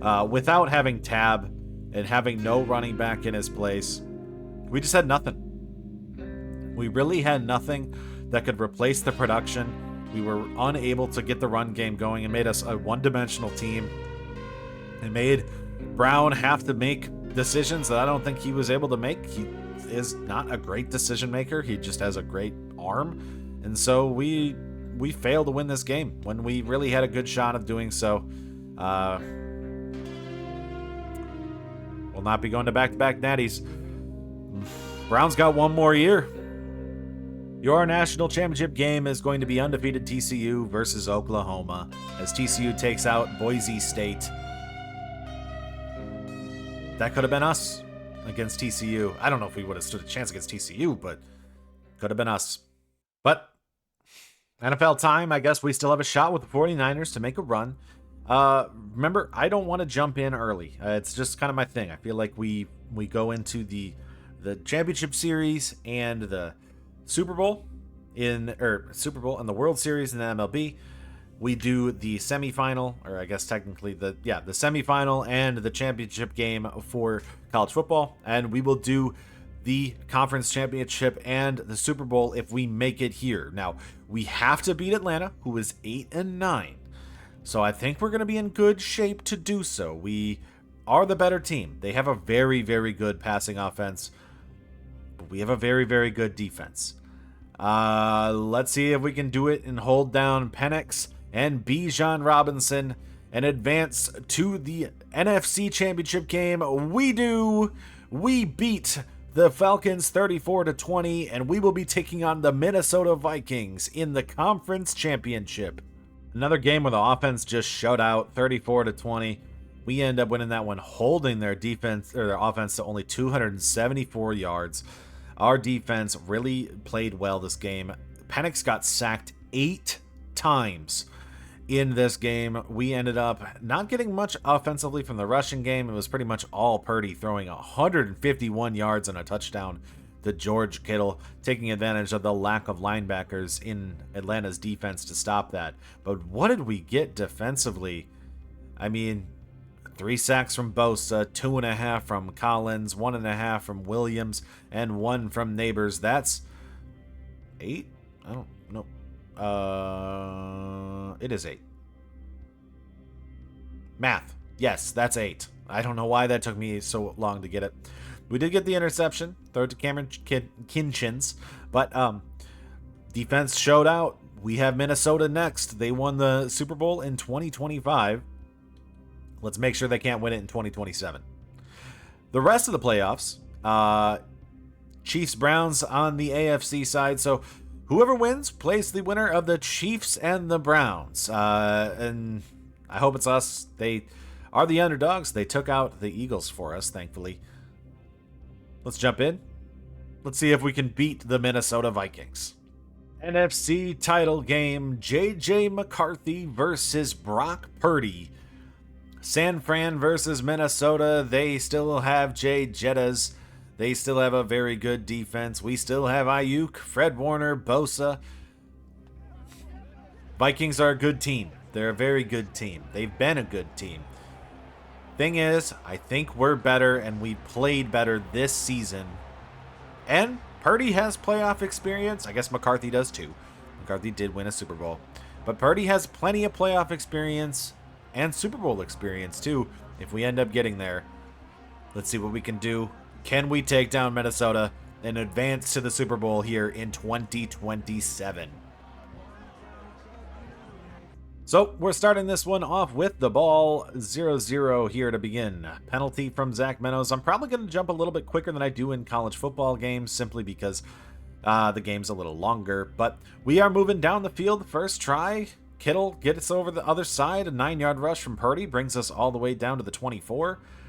I like that the font's a little bit bigger in this game. 2-yard rush from Reeves. 1st and 10 on the 22. 12-yard pass to Ayuk. Puts us on the 10. Incomplete from Purdy. 2nd and 10 here on the 10, and a touchdown pass to Ayuk gives us the early lead here against Minnesota. I don't know why we have the NFL logo on the bottom, but we do. So we kick the ball off to Minnesota. Can we get a good stop to start it off? And I have a lot of faith in our defense to be able to do so. McCarthy with a rush there, a pass to Addison as they're going to move down the field. But a negative 2-yard rush from, Windsor. That was the running back that we wanted. They had him. Minnesota did. 10-yard pass to Addison makes it 3rd and 2. 3-yard rush from Windsor gives them a first down as they cross the 50. 5-yard pass to Jay Jettas as they move on, and another pass to Addison. Just passing to Addison and Jettas over and over again, and then rushing with Windsor. That's pretty much their entire offense. 3rd and 8. Can we force the field goal? 8-yard rush makes it 4th and 1. Austin Siebert. I think that I called Seidler Austin before. I think that's who I was mixing it up with. I didn't know. I couldn't think of the guy's name. That's who I was thinking of. Austin Siebert kicks the field goal. 7-3. We do get a good stop there in the red zone. Pass to Pearsall for 6 yards for our second drive. Purdy gets a 3-yard rush to make it 3rd and 2. 4th and inches after the rush from Purdy. We'll probably punt it away. Wishnowski punts it to the Vikings. Rush from Pierre Brown. As we go to the second, up 7-3. Now, the Vikings still have a very dominant passing attack, and you can see that as they just go Addison, Jefferson, over and over again. Hawkinson, don't forget about him, as well as now they're rushing with Hairston. But a big penalty on Hawkinson will make it 2nd and 18 and put them on the back foot. Incomplete pass from McCarthy makes it 3rd and 18, and a pass away knocked away by Noel Williams, 4th and 18. They have to punt the ball to us. 7-3. We keep the lead here in the second. Pass knocked away from Purdy. On 2nd and 10, another thrown away from Purdy makes it 3rd and 10. But a pass to Pearsall gives us a first down out of the 33. Sack by Grenard makes it a 4-yard loss. 2nd and 14. We're on the back foot. But a penalty against Tyree Sheldon gives us 15 yards to move to the 48. 4-yard rush from Reeves advances us to the other side. And we keep going as he gets the first down to the 37-yard line. Pass to Kittle makes it 15 yards to the 22. 8 minutes left in the second, and a big pass to Jose Jackson brings us to the 10 again. 8-yard rush from Purdy brings us to the 2, and will we get the touchdown? No. Sack by Jay Toya. I'm going to go with Toya. Brings us back to the 8. 3rd and goal. Purdy throws it away. I think that's only going to give us a field goal after getting us to the 2-yard line. The big sack by Toya does put us in a position where we could have went up 2 scores, but instead we are just 1. They passed to Gavin Bartholomew for 15 yards to the 45. Windsor gets a 3-yard rush to make it 2nd and 7. Another 4-yard rush makes it 3rd and 3. And a first down after McCarthy rushes for another first. Another first to Hawkinson brings them to the 34-yard line with 4 minutes left here. 2nd and 8. 3rd and 7 after the 0-yard rush by Hairston, but he can always find Jordan Addison to get a first down. Jefferson for another to get them 2nd and 1. 1st and goal after the McCarthy run to the 5. Well, let's let that run there. Pass knocked away by Renardo Green makes him 2nd and goal on the 5. But a 5-yard pass to Justin Jefferson ties the game up at 10. We have a minute and a half left here in the first half to go down and score. Maybe we'll be able to do so. 1-yard penalty against Grenard. Pass knocked away by Zach Meadows makes it 2nd and 10. 3rd and 10 after Purdy throws the ball away. And an interception by Byron Murphy. Not a good way to end the first half as they rush it all the way back to the 14. McCarthy, will he score? Big sack from DeMarcus Neighbors makes it 3rd and 18. Might put us in just field goal positioning as it's a 4th and 8. They kick the field goal. Thankfully, the interception only turns into 3 for us, but we are down 13-10 now after the interception from Purdy. He is supposed to be an accuracy guy. I don't like to see us losing games because of interceptions. 10-yard pass to Ayuk. Pass knocked away by Mekhi Blackman. Pass to Ayuk, but it's not going to be enough. At half, we're down 13-10 here in the NFC Championship game. Ball kicked off. Minnesota's going to start with it. I need our defense to wake up. I need Nick Bosa to wake up because we have only got like 1 sack here. But a big penalty makes it 1st and 20. And an interception by Jaquan McMillan. Ask and I shall receive down to the 16-yard line. 0-yard rush from Brock Purdy. But a pass to Ayuk gets us a touchdown. We take the lead here. After the big interception by Jaquan McMillan, I asked for some defense to show up. We got a pick right afterwards. They're going to move down the field, though, because I need this defense to wake up again. It's just got to play good. We have them as they're going to march. J.J. McCarthy is marching. Incomplete pass. 8-yard rush from McCarthy makes it 3rd and 2. 1st and 10 after the rush by Windsor. Another 4-yard rush from Windsor makes it 2nd and 6. But a negative 2-yard rush on probably an end around by Addison puts them on 3rd and 9. It doesn't matter. They find Brandon Wright for 26 yards to get down to the 5.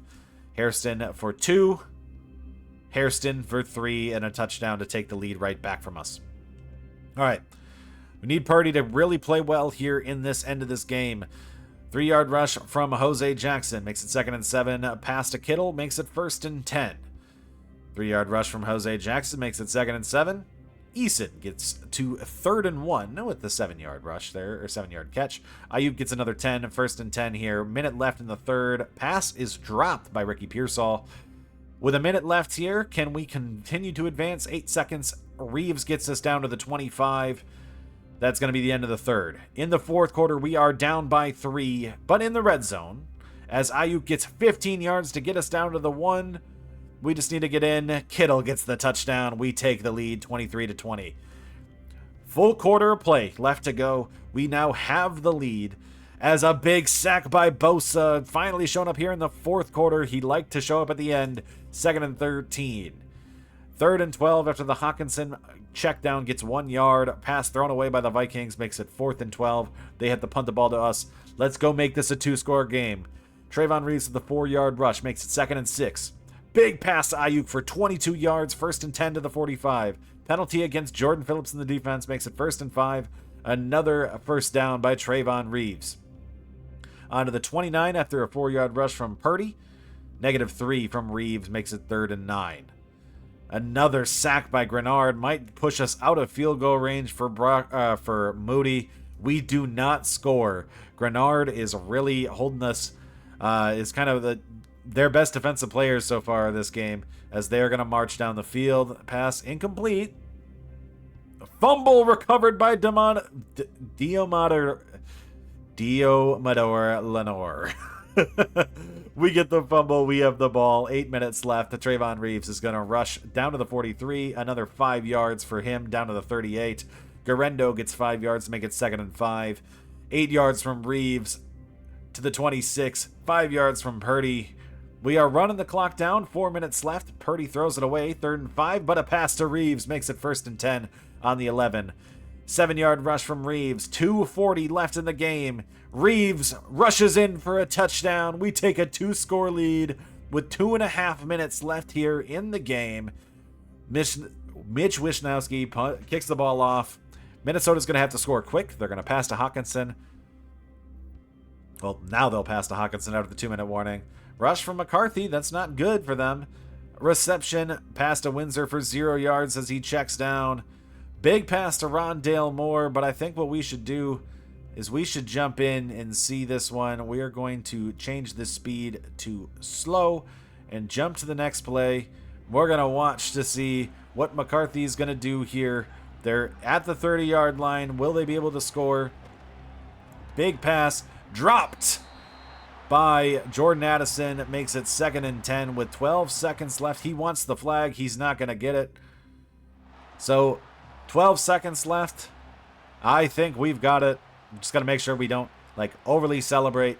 McCarthy's going to drop back looking for the end zone. Rushes forward. The pressure is too much. He can't get there. We get a tackle. It doesn't end up being a sack. 3-yard rush. 6-yard line.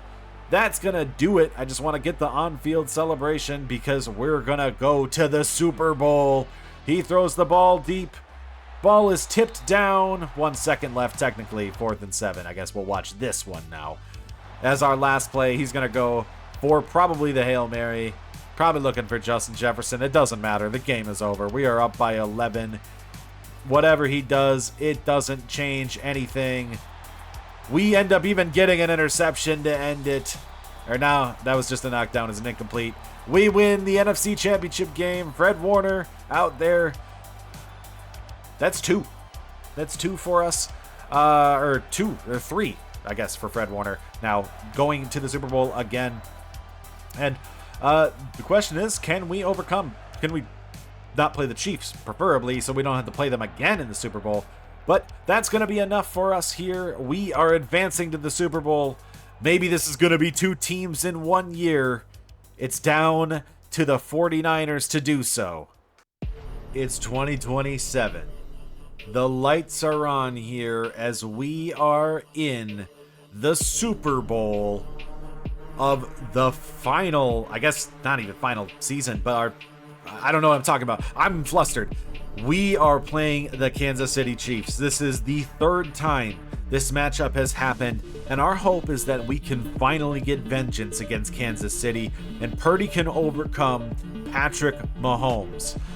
Playing in Mercedes-Benz Stadium, you see the Chiefs rolling out here, ready to win another one. They haven't won one in a couple of years.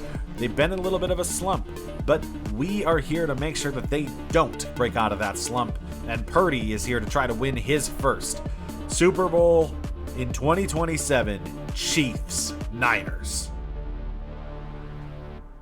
And let's get underway here. This is our chance to finally see a team win 2 titles in the same year. A city win 2 titles in the same year, and San Francisco might be able to do it here in 2027.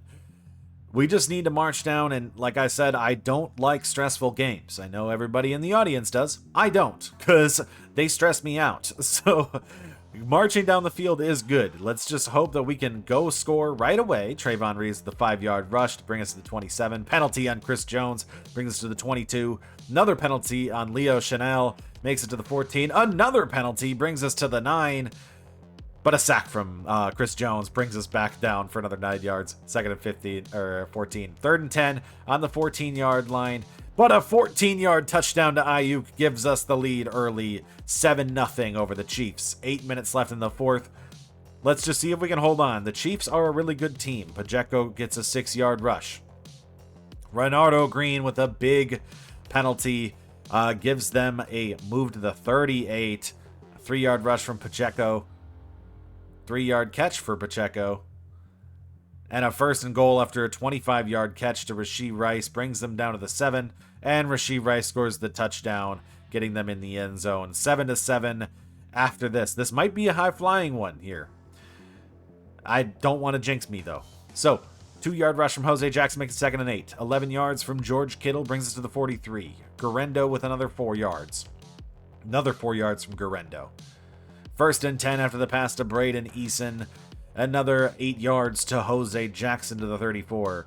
2-yard rush from Guerrendo gives us the first down. Pass incomplete as Purdy throws it away.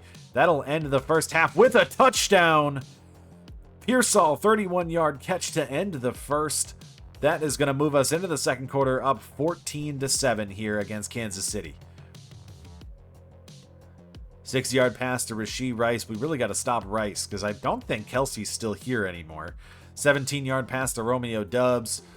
And another 5-yard catch to Romeo Doubs. Make it 2nd and 5. Another 16 yards as they just move down. But a pick from Fred Warner gives us the ball. Fred Warner picks off Patrick Mahomes. 2nd and 8 now. 3rd and 1 after the rush by Purdy. And a pass to Pearsall for 13. A sack from Chris Jones brings us back to 2nd and 17. Only a 3-yard rush from Trayvon Reeves to respond. A 5-yard rush from Purdy that's going to force the punt. They're going to get the ball back. We aren't able to do anything after the interception by Warner. Worthy gets a 13-yard catch. 15-yard catch by John Branch. Incomplete from Mahomes, makes it 2nd and 10. But a pass to Xavier Worthy gives us another 10 yards. 2nd and 10 after another incomplete. And another 16 yards from John Branch. Another 12 from Pacheco. They are marching down the field. We are really unable to do anything. They're down to the 3. And a pass to Rashee Rice is going to tie the game up. Our top-end defense, I don't know if we're going to be able to handle Patrick Mahomes and the Kansas City Chiefs, but I just need to see Purdy play a little bit more here. Come on. 6-yard rush makes it 3rd and 4. 1st and 10 after the pass to Jose Jackson. Can we march down and at least score before half? 2nd and 5, but the negative 2-yard by Reeves makes it 3rd and 7 with 2 minutes left. Incomplete as Pearsall drops the ball. We're probably going to have to punt again. We do. Let's make sure they don't score here. 1-yard rush from Mahomes. 2nd and 9 on the 21. 4-yard penalty, though, from Lenore gives them another first down. 16-yard catch, or 14 to John Branch. But a sack from Bosa is going to end the half. 14-14 going into the third. Tie game here against Kansas City in Super Bowl 61. I think it's 62 technically. Here, Xavier Worthy with 6 yards in 1st and 10. 2nd and 10 as the pass is knocked away by Noel Williams. John Branch gets another 18 yards, but pass is thrown away. But another big pass to Dubs. This is just what Kansas City does. They don't run the ball. They only pass. And I knew that, and it still doesn't matter. They get and take the lead 21-14. Harrison Butker with the field goal there. 5-yard to Pearsall. 10 yards for Kittle. 6-yard rush from Trayvon Reeves. Big pass to Ayuk for 13 to make it 1st and 10. Penalty against Braxton Jones. Big penalty makes it 1st and 20. 8-yard rush from Purdy to 2nd and 12. 3rd and 9 after the 3-yard rush from Purdy. And passes thrown away. 51-yard field goal at least as good as we are down 21-17 here in the third. Pass is knocked away by Renardo Green. 2nd and 10. 7-yard rush makes it 3rd and 3. But a pass to Rashee Rice as they just keep marching. Xavier Worthy for 17 yards. The Chiefs feel inevitable. This is ridiculous. They just keep moving. We can't stop them. Penalty on Noel Williams brings them down to the 6. And they score a touchdown to take a 2-score lead.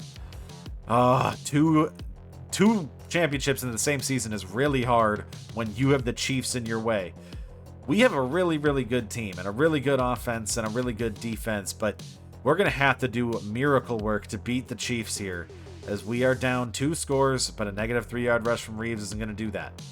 6-yard catch makes it 3rd and 7. 1st and 10 after Kittle gets the first down. 2nd and 6 by Reeves. 1st and 10 as Jose Jackson gets 14 yards. Jose Jackson for another 6. We should score here. We do. Ayuk gets a 6-yard touchdown. We are down by 3 as we get the 2-point conversion by Trayvon Reeves. We need a stop, and we need one that's not just an interception. Pacheco runs for 5. First down after Pacheco runs for 7. Pass knocked away by Renardo Green makes it 2nd and 10. Doesn't matter. John Brench with a first down. Pass. Patrick Mahomes is sacked by Michael Williams, makes it 2nd and 17. 3rd and 6 after the 11-yard catch for Rice. 4th and 1. Make them punt it. No, they pass it on 4th and... 4th and 1, they passed it. They went for it. 2nd and 7, 3rd and 2 from Pacheco. 1st and 10 as Mahomes runs the ball. Guys, get a stop. Just get a stop. 3rd and 7 here. Let's go watch this one because this is a big play right here. Oh, no, I didn't want to do that. 4th and 1. Are they going to kick the field goal, or are they going to go for it on 4th and 1 on the 6? No, not like that. Stop misclicking stuff. They're going to go for it on 4th and 1. If we can get the stop, we have a shot here of winning this game. Are they going to run it with Pacheco? They're going to drop back and pass. Mahomes scrambles out left, but he's going to make it and he's going to score. Patrick Mahomes scores to take a 2-touchdown lead for the Chiefs. That's a tough way to probably lose this game. I don't know if we're going to be able to come back from that. We're down 10. We just could not get a stop here against Patrick Mahomes. Purdy with a 5-yard rush. Purdy throws the ball incomplete. 20-yard catch from Pearsall. I don't think it's going to be enough. 19-yard catch from Pearsall. We lose in the Super Bowl here in 2027. The Niners are unable to get over the hump to make it 2. The Chiefs continue their dominance over San Francisco, and Kansas City gets another one for Patrick Mahomes. The Kansas City Chiefs and Patrick Mahomes win Super Bowl MVP. Burrow was the MVP on the season. Sirianni, Coach of the Year. Amon-Ra St. Brown, Offensive Player of the Year.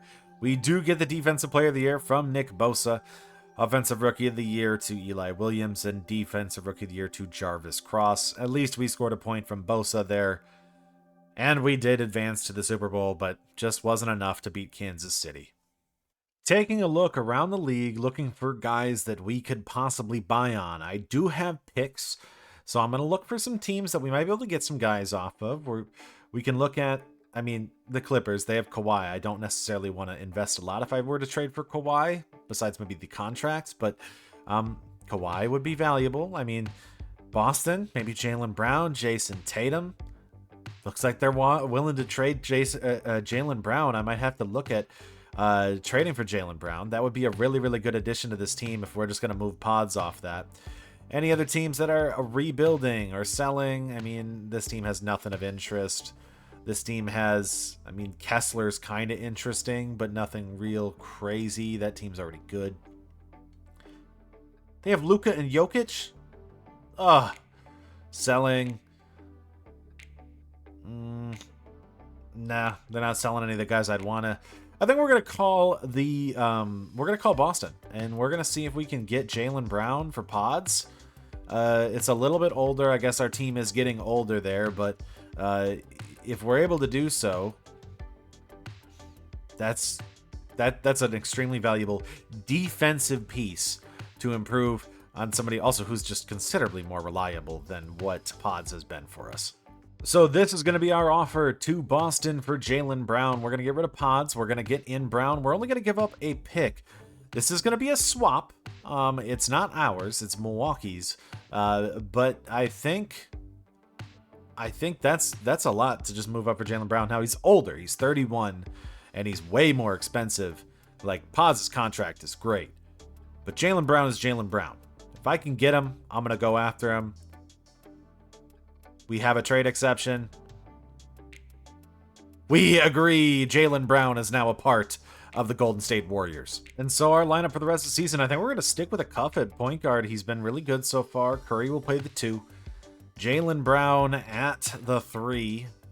Giannis at the 4. Bagley at the 5. I think with these 3, we should be able to get over the hump. Brown is better than Potts. And to think about it this way, I mean, Brown seems like a big investment, but Potts has not been good. So if Brown is there, that's great. The other guy who has not been good is Kuminga. It just feel bad to trade both Kuminga and Pods, right? If Kuminga can't put it together, maybe we trade him in the offseason. I don't want to get rid of both of them. I would rather like build this Golden State core, but like it's the only guy we got left. It's also one of the worst guys we have. With the Giants, because I'm going to kind of go through some off seasons before we get to our final run with the Warriors. The Giants, we're going to sign Pavin Smith, and my goal is, I think Robles was pretty bad last year. We have Elliot Ramos on the left field. We have Jung-Hoo Lee in center, so my right field is a question mark. My thought is either Robles will play right field, or we're going to platoon Pavin Smith and Luis Matos. I'd be okay with either. I'm going to go for the platoon first with Robles on the bench, and then we can move on from there. And maybe Felipe will end up being really, really good, and we can move him up the order and have him actually come up to the majors. But he was so bad in the minors last year, I doubt it. This is the only move we're making this offseason. Made one free agency signing with the 49ers. Brian Branch was available. You really can't. He was the best guy in free agency. And the only other position I could think that we could need is right tackle. And Ronnie Stanley was going to cost me $25 million a year. I know that would have been possible, but I think we're just going to get Chris Farley in the draft. We have 3 first picks, the first rounders in this draft, first rounders. And I'm going to spend a lot of this draft maneuvering and trying to acquire assets, acquire players. I really want Chris Farley. There was another tackle that I think is better that I scouted that is better than him, but he's going to go pick 1 or 2, so I'm not going to be able to get up to that. But we've done our job to stockpile assets for this draft, and the goal is, can we flip them now to become something to compete next year and potentially go to back-to-back Super Bowls? First move we're going to do is we're going to move up from 22, our highest pick, up to pick 12. I think Farley should be there at pick 12.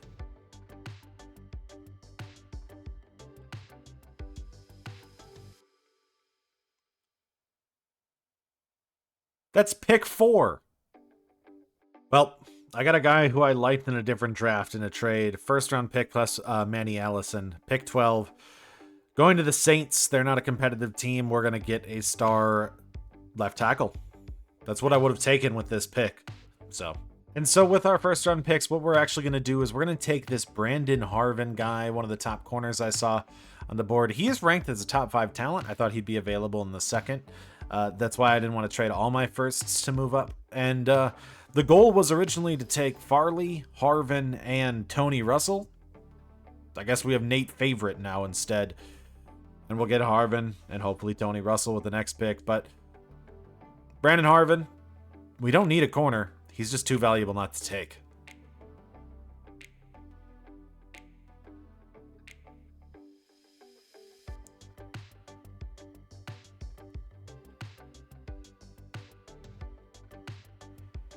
Fifth in true value, we drafted him at 24. He ends up having a hidden dev. I knew this draft was pretty good, and I'm glad I kept a lot of the picks that we did. We kind of stockpiled for this draft, and it ended up working out. Well, I probably would have flipped a lot of them had they not. It's also why I made the trade for McCaffrey, because I saw so many guys in this class. I mean, when we looked at the mock draft and it had that Chancellor guy, that round 3 to 4 ranked guy in there, in my top pick, I was like, okay, why is he there? This is why. This dude is phenomenal. Hidden Dev, 77 overall. He was supposed to be like a 3rd to 4th round guy. Ends up being there. Brandon Harvin was our top guy, Hidden Dev at corner. We also hit another one with this D tackle, Tony Russell, in no dev trait, but still 77 overall. Needed the number 2 D tackle anyways. And guy that I didn't have on my board really ended up having a dev trait too, 75. There, we ended up hitting well there. And yeah, didn't really hit anything else, but just, missed everything else besides this was a speed guy. You can see 97, 97, 97. You can tell I'm doing by traits. Here's acceleration. Here's acceleration. Here's acceleration. I was just kind of looking at strength, agility, all that stuff in order to try to get these guys. But not a bad draft. It does allow us to move off one of the corners if I need to get something else. We now have a left tackle, and I can move off Mustafa due to the Brian Branch move. So this team's better. We can run it back, I think. We could probably use another, like a number 2 receiver. So maybe I'll see if I can move like Mustafa in a future pick for a receiver. Wide receiver 2, Luther Burden. Or maybe we would have had a shot against TCU, because Oklahoma just completely walked them out of the stadium. That Brown interception hurts so much. Cole Tab did go in the first round despite his injury. I mean, if he doesn't get hurt, we probably do beat Oklahoma. We also lose Simeon Pale, who is going, or probably Palais or something like that, who is going to be a 3rd round pick. 2 guys to replace this upcoming year. Elijah Brown really doesn't have a whole lot of room to grow, but this is the year, right? He's a senior. This is our shot. He is a 94. Roland Vernon was a receiver that I got out of the transfer portal and instantly moved him to running back. He's going to be our number 1 back this year. Big movement up to 93 overall, but we do have quarterbacks in place. I think Olaseni will be our starter once Brown is gone. So year 5, we're still going to be in good shape. Olaseni will be able to play for us in that spot. And we have other guys too. Like, we actually really built a good system here. And yeah, I mean, because our running back room outside of that converted wide receiver isn't really anything.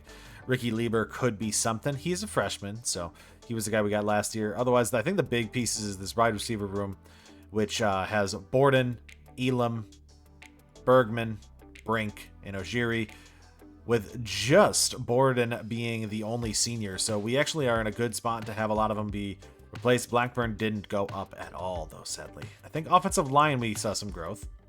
Yes, we did. Across the board. Look at how good this offensive line is going to be this year.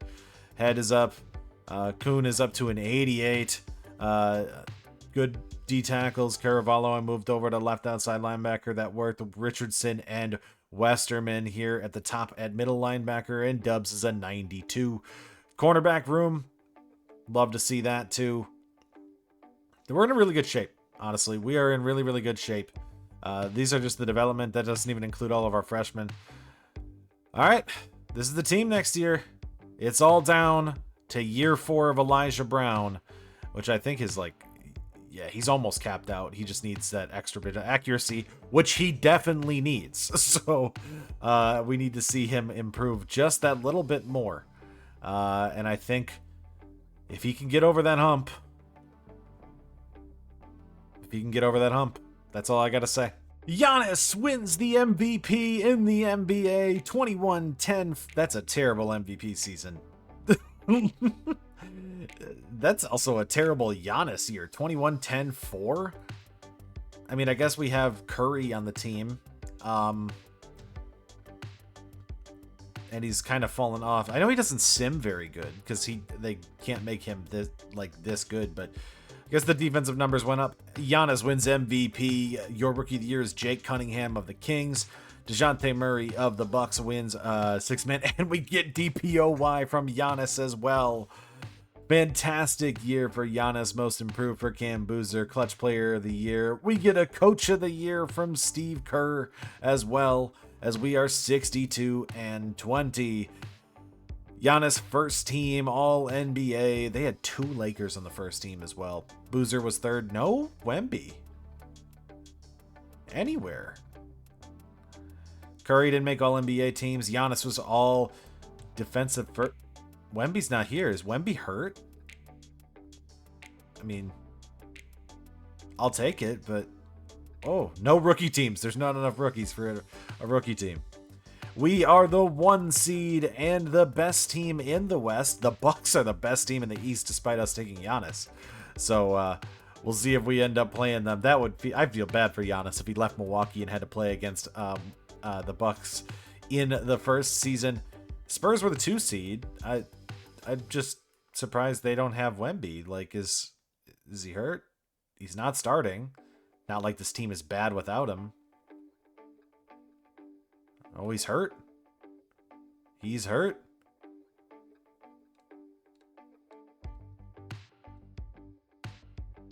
Oh, broken ankle. He's out for 4 to 6 weeks. Our team on the season, Giannis ended up leading the way with 21 points per game. Curry also had 21 on the season too. So I wonder if Curry retires, which he said he's going to do, then we're going to have Giannis maybe gets a point resurgence once Curry is gone. I will need a new point guard. Well, actually, we got a cuff. Jaylen Brown, 18 points per game, a cuff with 12, Bagley with 12, Kuminga with 11.5. I think I might trade him in the offseason. Moody with 9, Cam Johnson 9, Kolek 7, Iguodaro and 7 points. So Bagley took the job, didn't give it up. Giannis with 27, 10. Yeah, that's an MVP. We get any other big ones? It looks like 54% from the field there, 50% from Brown, 50-40, 74. 50-40-90 for Steph Curry, though. And did we get another 50-40? Nope. Booty, he didn't. Nope. But 48% from Agbaji. There was a part where I kept putting him back in the lineup, and then he kept coming back out of the lineup because they said he was a lower overall, but he really should have been starting all season. Taking a look at league leaders, Cade Cunningham wins the scoring title, averaging 27.8. Scoring is down across the NBA this year. 27.8 for Cade Cunningham. Your rebound leader is Cam Boozer with 12.2. Assist leader, Tyrese Halliburton with 9.1, just beating out Trae Young. Steals leader, Asar Thompson with 2.5, and your blocks leader is Chet Holmgren with 2.1, just beating out Giannis. Their field goal percentage leader, Derek Lively, leads the way with a 68% field goal percentage. 3-point percentage is Ochai Agbaji with 48%. We have a league leader for Agbaji. Didn't qualify for free throw percentage. Nick Smith Jr. just beats out Curry for free throw percentage, but we do have a league leader, 3-point percentage for Ochai Agbaji. So as the 1 seed, we are taking on the Houston Rockets in the first series of this. We have the last game. They have Bones Highland, Jalen Green, AJ Devansa, Amen Thompson, and Alperen Şengün. We are the better team because we have Curry and Giannis. Can we get Curry a championship here in his last season? Simulate through game. Game 1, we win 119-94. Game 2, we take that one as well, 133-93, dominant fashion. Game 3, 103-94. Can we get the sweep against the Rockets? Nope. They win 141-131, so maybe gentlemen sweep. We gentlemen sweep them. Looking through that first series, I mean, oh my, 40 for a cuff in Game 5. Let's just look at our team. That's really all I care about here. Game 1, Curry had 34 and Giannis had 20. Game 2, Giannis had 39 and Curry had 25. Game 3, Jaylen Brown led the way with 32, and Game 4, Curry led the way with 26. So that was the loss because Jaylen Brown fouled out. That's probably why we lost that one. But we are going to go play against the winner of Phoenix and Minnesota. And we're playing Phoenix here. San Antonio lost, so no Wemby means no San Antonio in our way. All right, Phoenix. They should have Devin Booker, I think, still, but Durant's gone.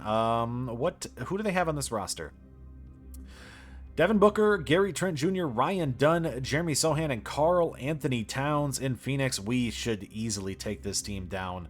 I'm not that worried at all. Game 1, 136-90. We win by 46 in Game 1. Game 2, 118-90. We win that one. Game 3, Oh my God, 151 to 98. This team should not be here. Bagley just scored 30 points. Bagley just outplayed Karl Anthony Towns. They have Ben Simmons getting valuable minutes. Game, yeah, this might be a sweep here. Simulate through this one. Kuminga is hurt. So we do lose that one. Maybe another gentleman's sweep, guys. We get a gentleman's sweep. We're playing the 7-seeded Memphis Grizzlies in the conference finals. Jaylen Brown got hurt in practice, apparently.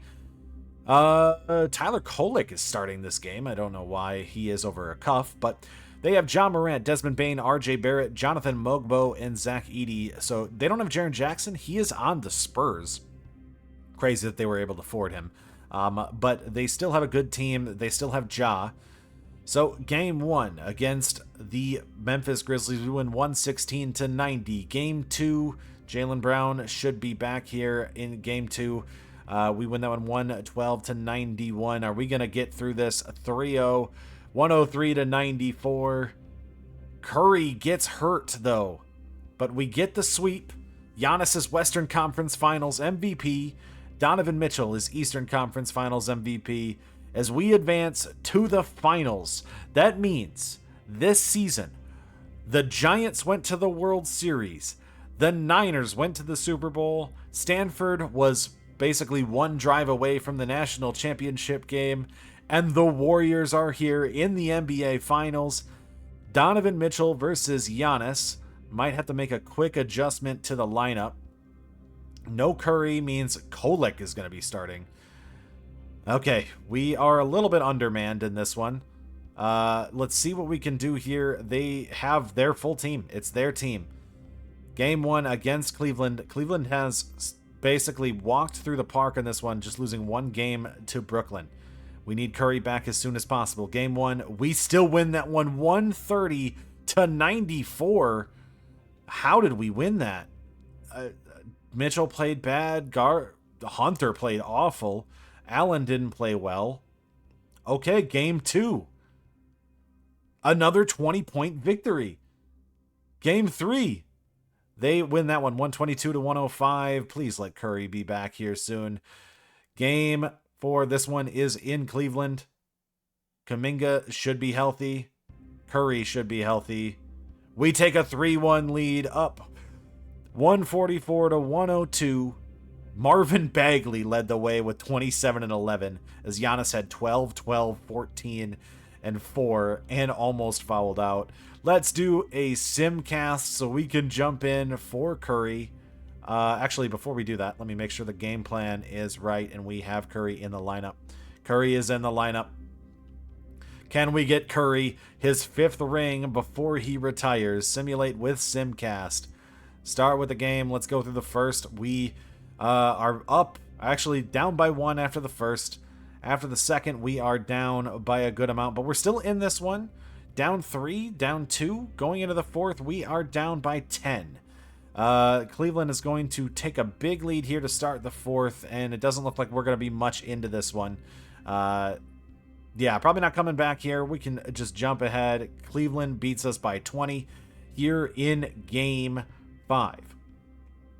Game 6 now. Let's go back into with simcast. Game 6. This should be on the road, right? I believe so. We are going to start this one. Can we get it? Cleveland, comes out to, I guess they win the first quarter. Let's make sure we don't blow a 3-1 lead, guys, to Cleveland. Nothing like that rivalry here. Okay, close game.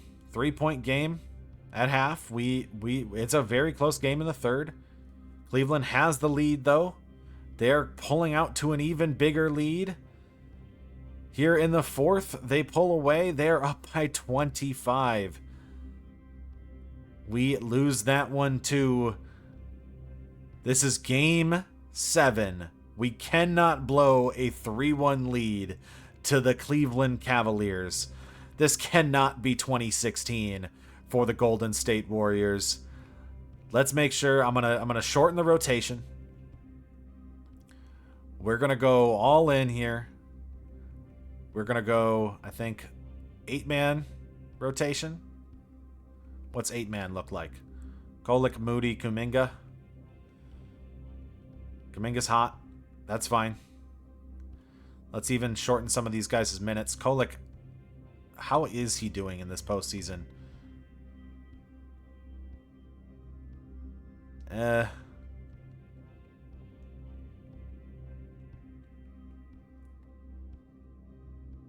think I'd rather have Agbaji. Whatever, we're just going to give more minutes to Curry and Giannis. And Jaylen Brown. This is going to be the team. They're each going to get 40 minutes.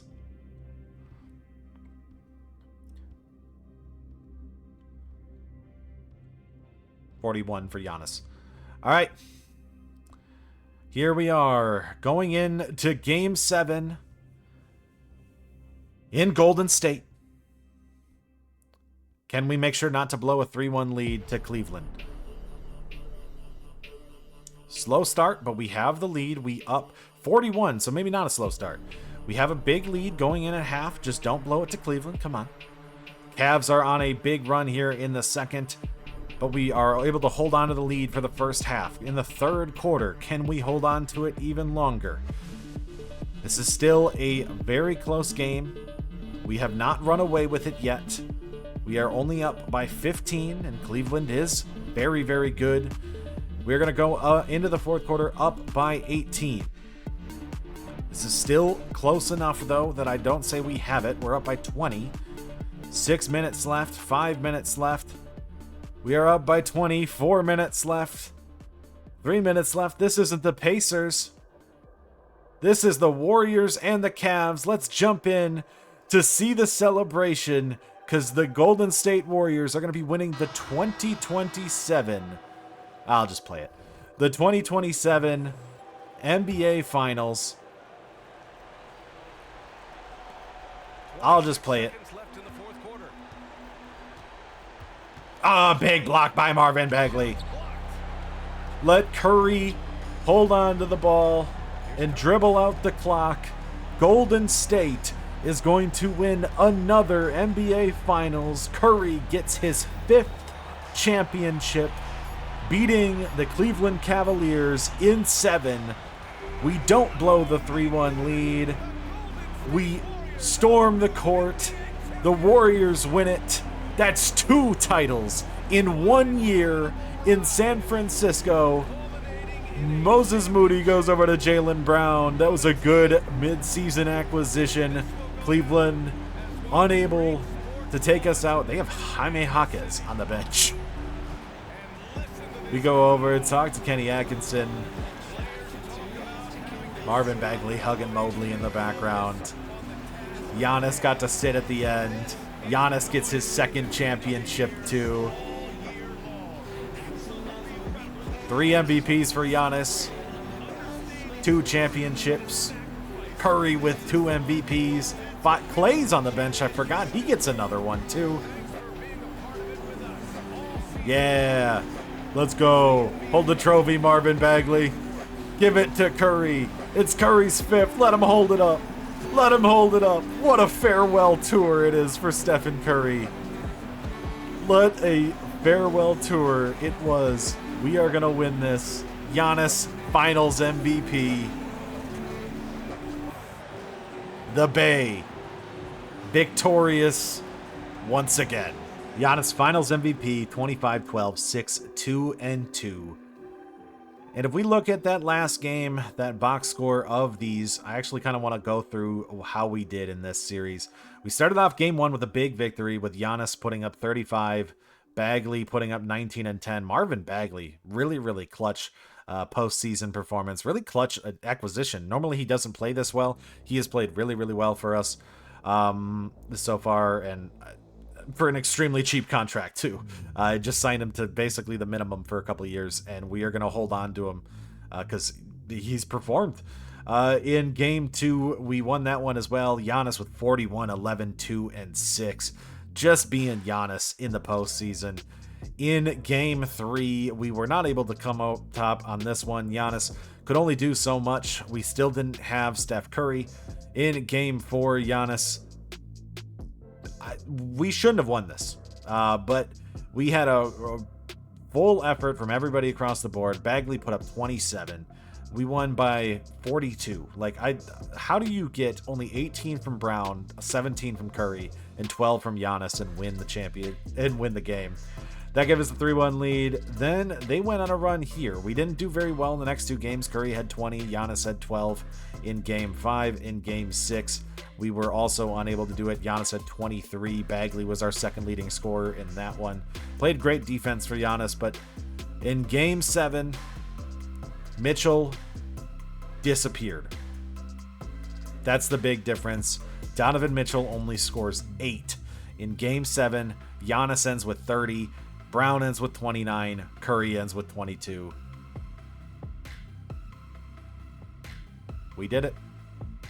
2027 sets an incredibly high bar for any other city to ever overtake, and for San Francisco to try to top. We end up with a World Series, an NBA Finals, a Super Bowl appearance, and a college football playoff semifinal appearance, plus an MVP from Giannis and a DPOY from Nick Bosa. It's going to be really hard to top this, and I'm not sure it's going to, but we already have a couple titles here in San Francisco. I would love to see Elijah Brown be able to overcome his failures and win in his senior year for Stanford, and I would love for the 49ers to be able to win, make our first team, or our first city with 4 teams to win in total. But we have 3 titles in the books, and we have 2 more years left here. And I'll say this, for those who are liking the content, I hope you're enjoying this, because I was not expecting these to be 2 to 2.5 hours per episode. They're supposed to be like an hour, and we are going to be here for 2.5 hours this one, and maybe another 2 if we end up being this consistently good in San Francisco in year 4. Well, 2028 is on the way. Like I said, I wanted the show in the lineup. We only signed Pavin Smith for the Giants. We will get there in the next time so that you can see what this team is, see if they can three-peat, see what the Warriors can do, see if they can repeat with Curry no longer on the roster, and see if San Fran can get their revenge and Elijah Brown can get his redemption. But that'll be it for 2027. It's been an incredibly long year. It's been an incredibly fun year. I'll see you next time.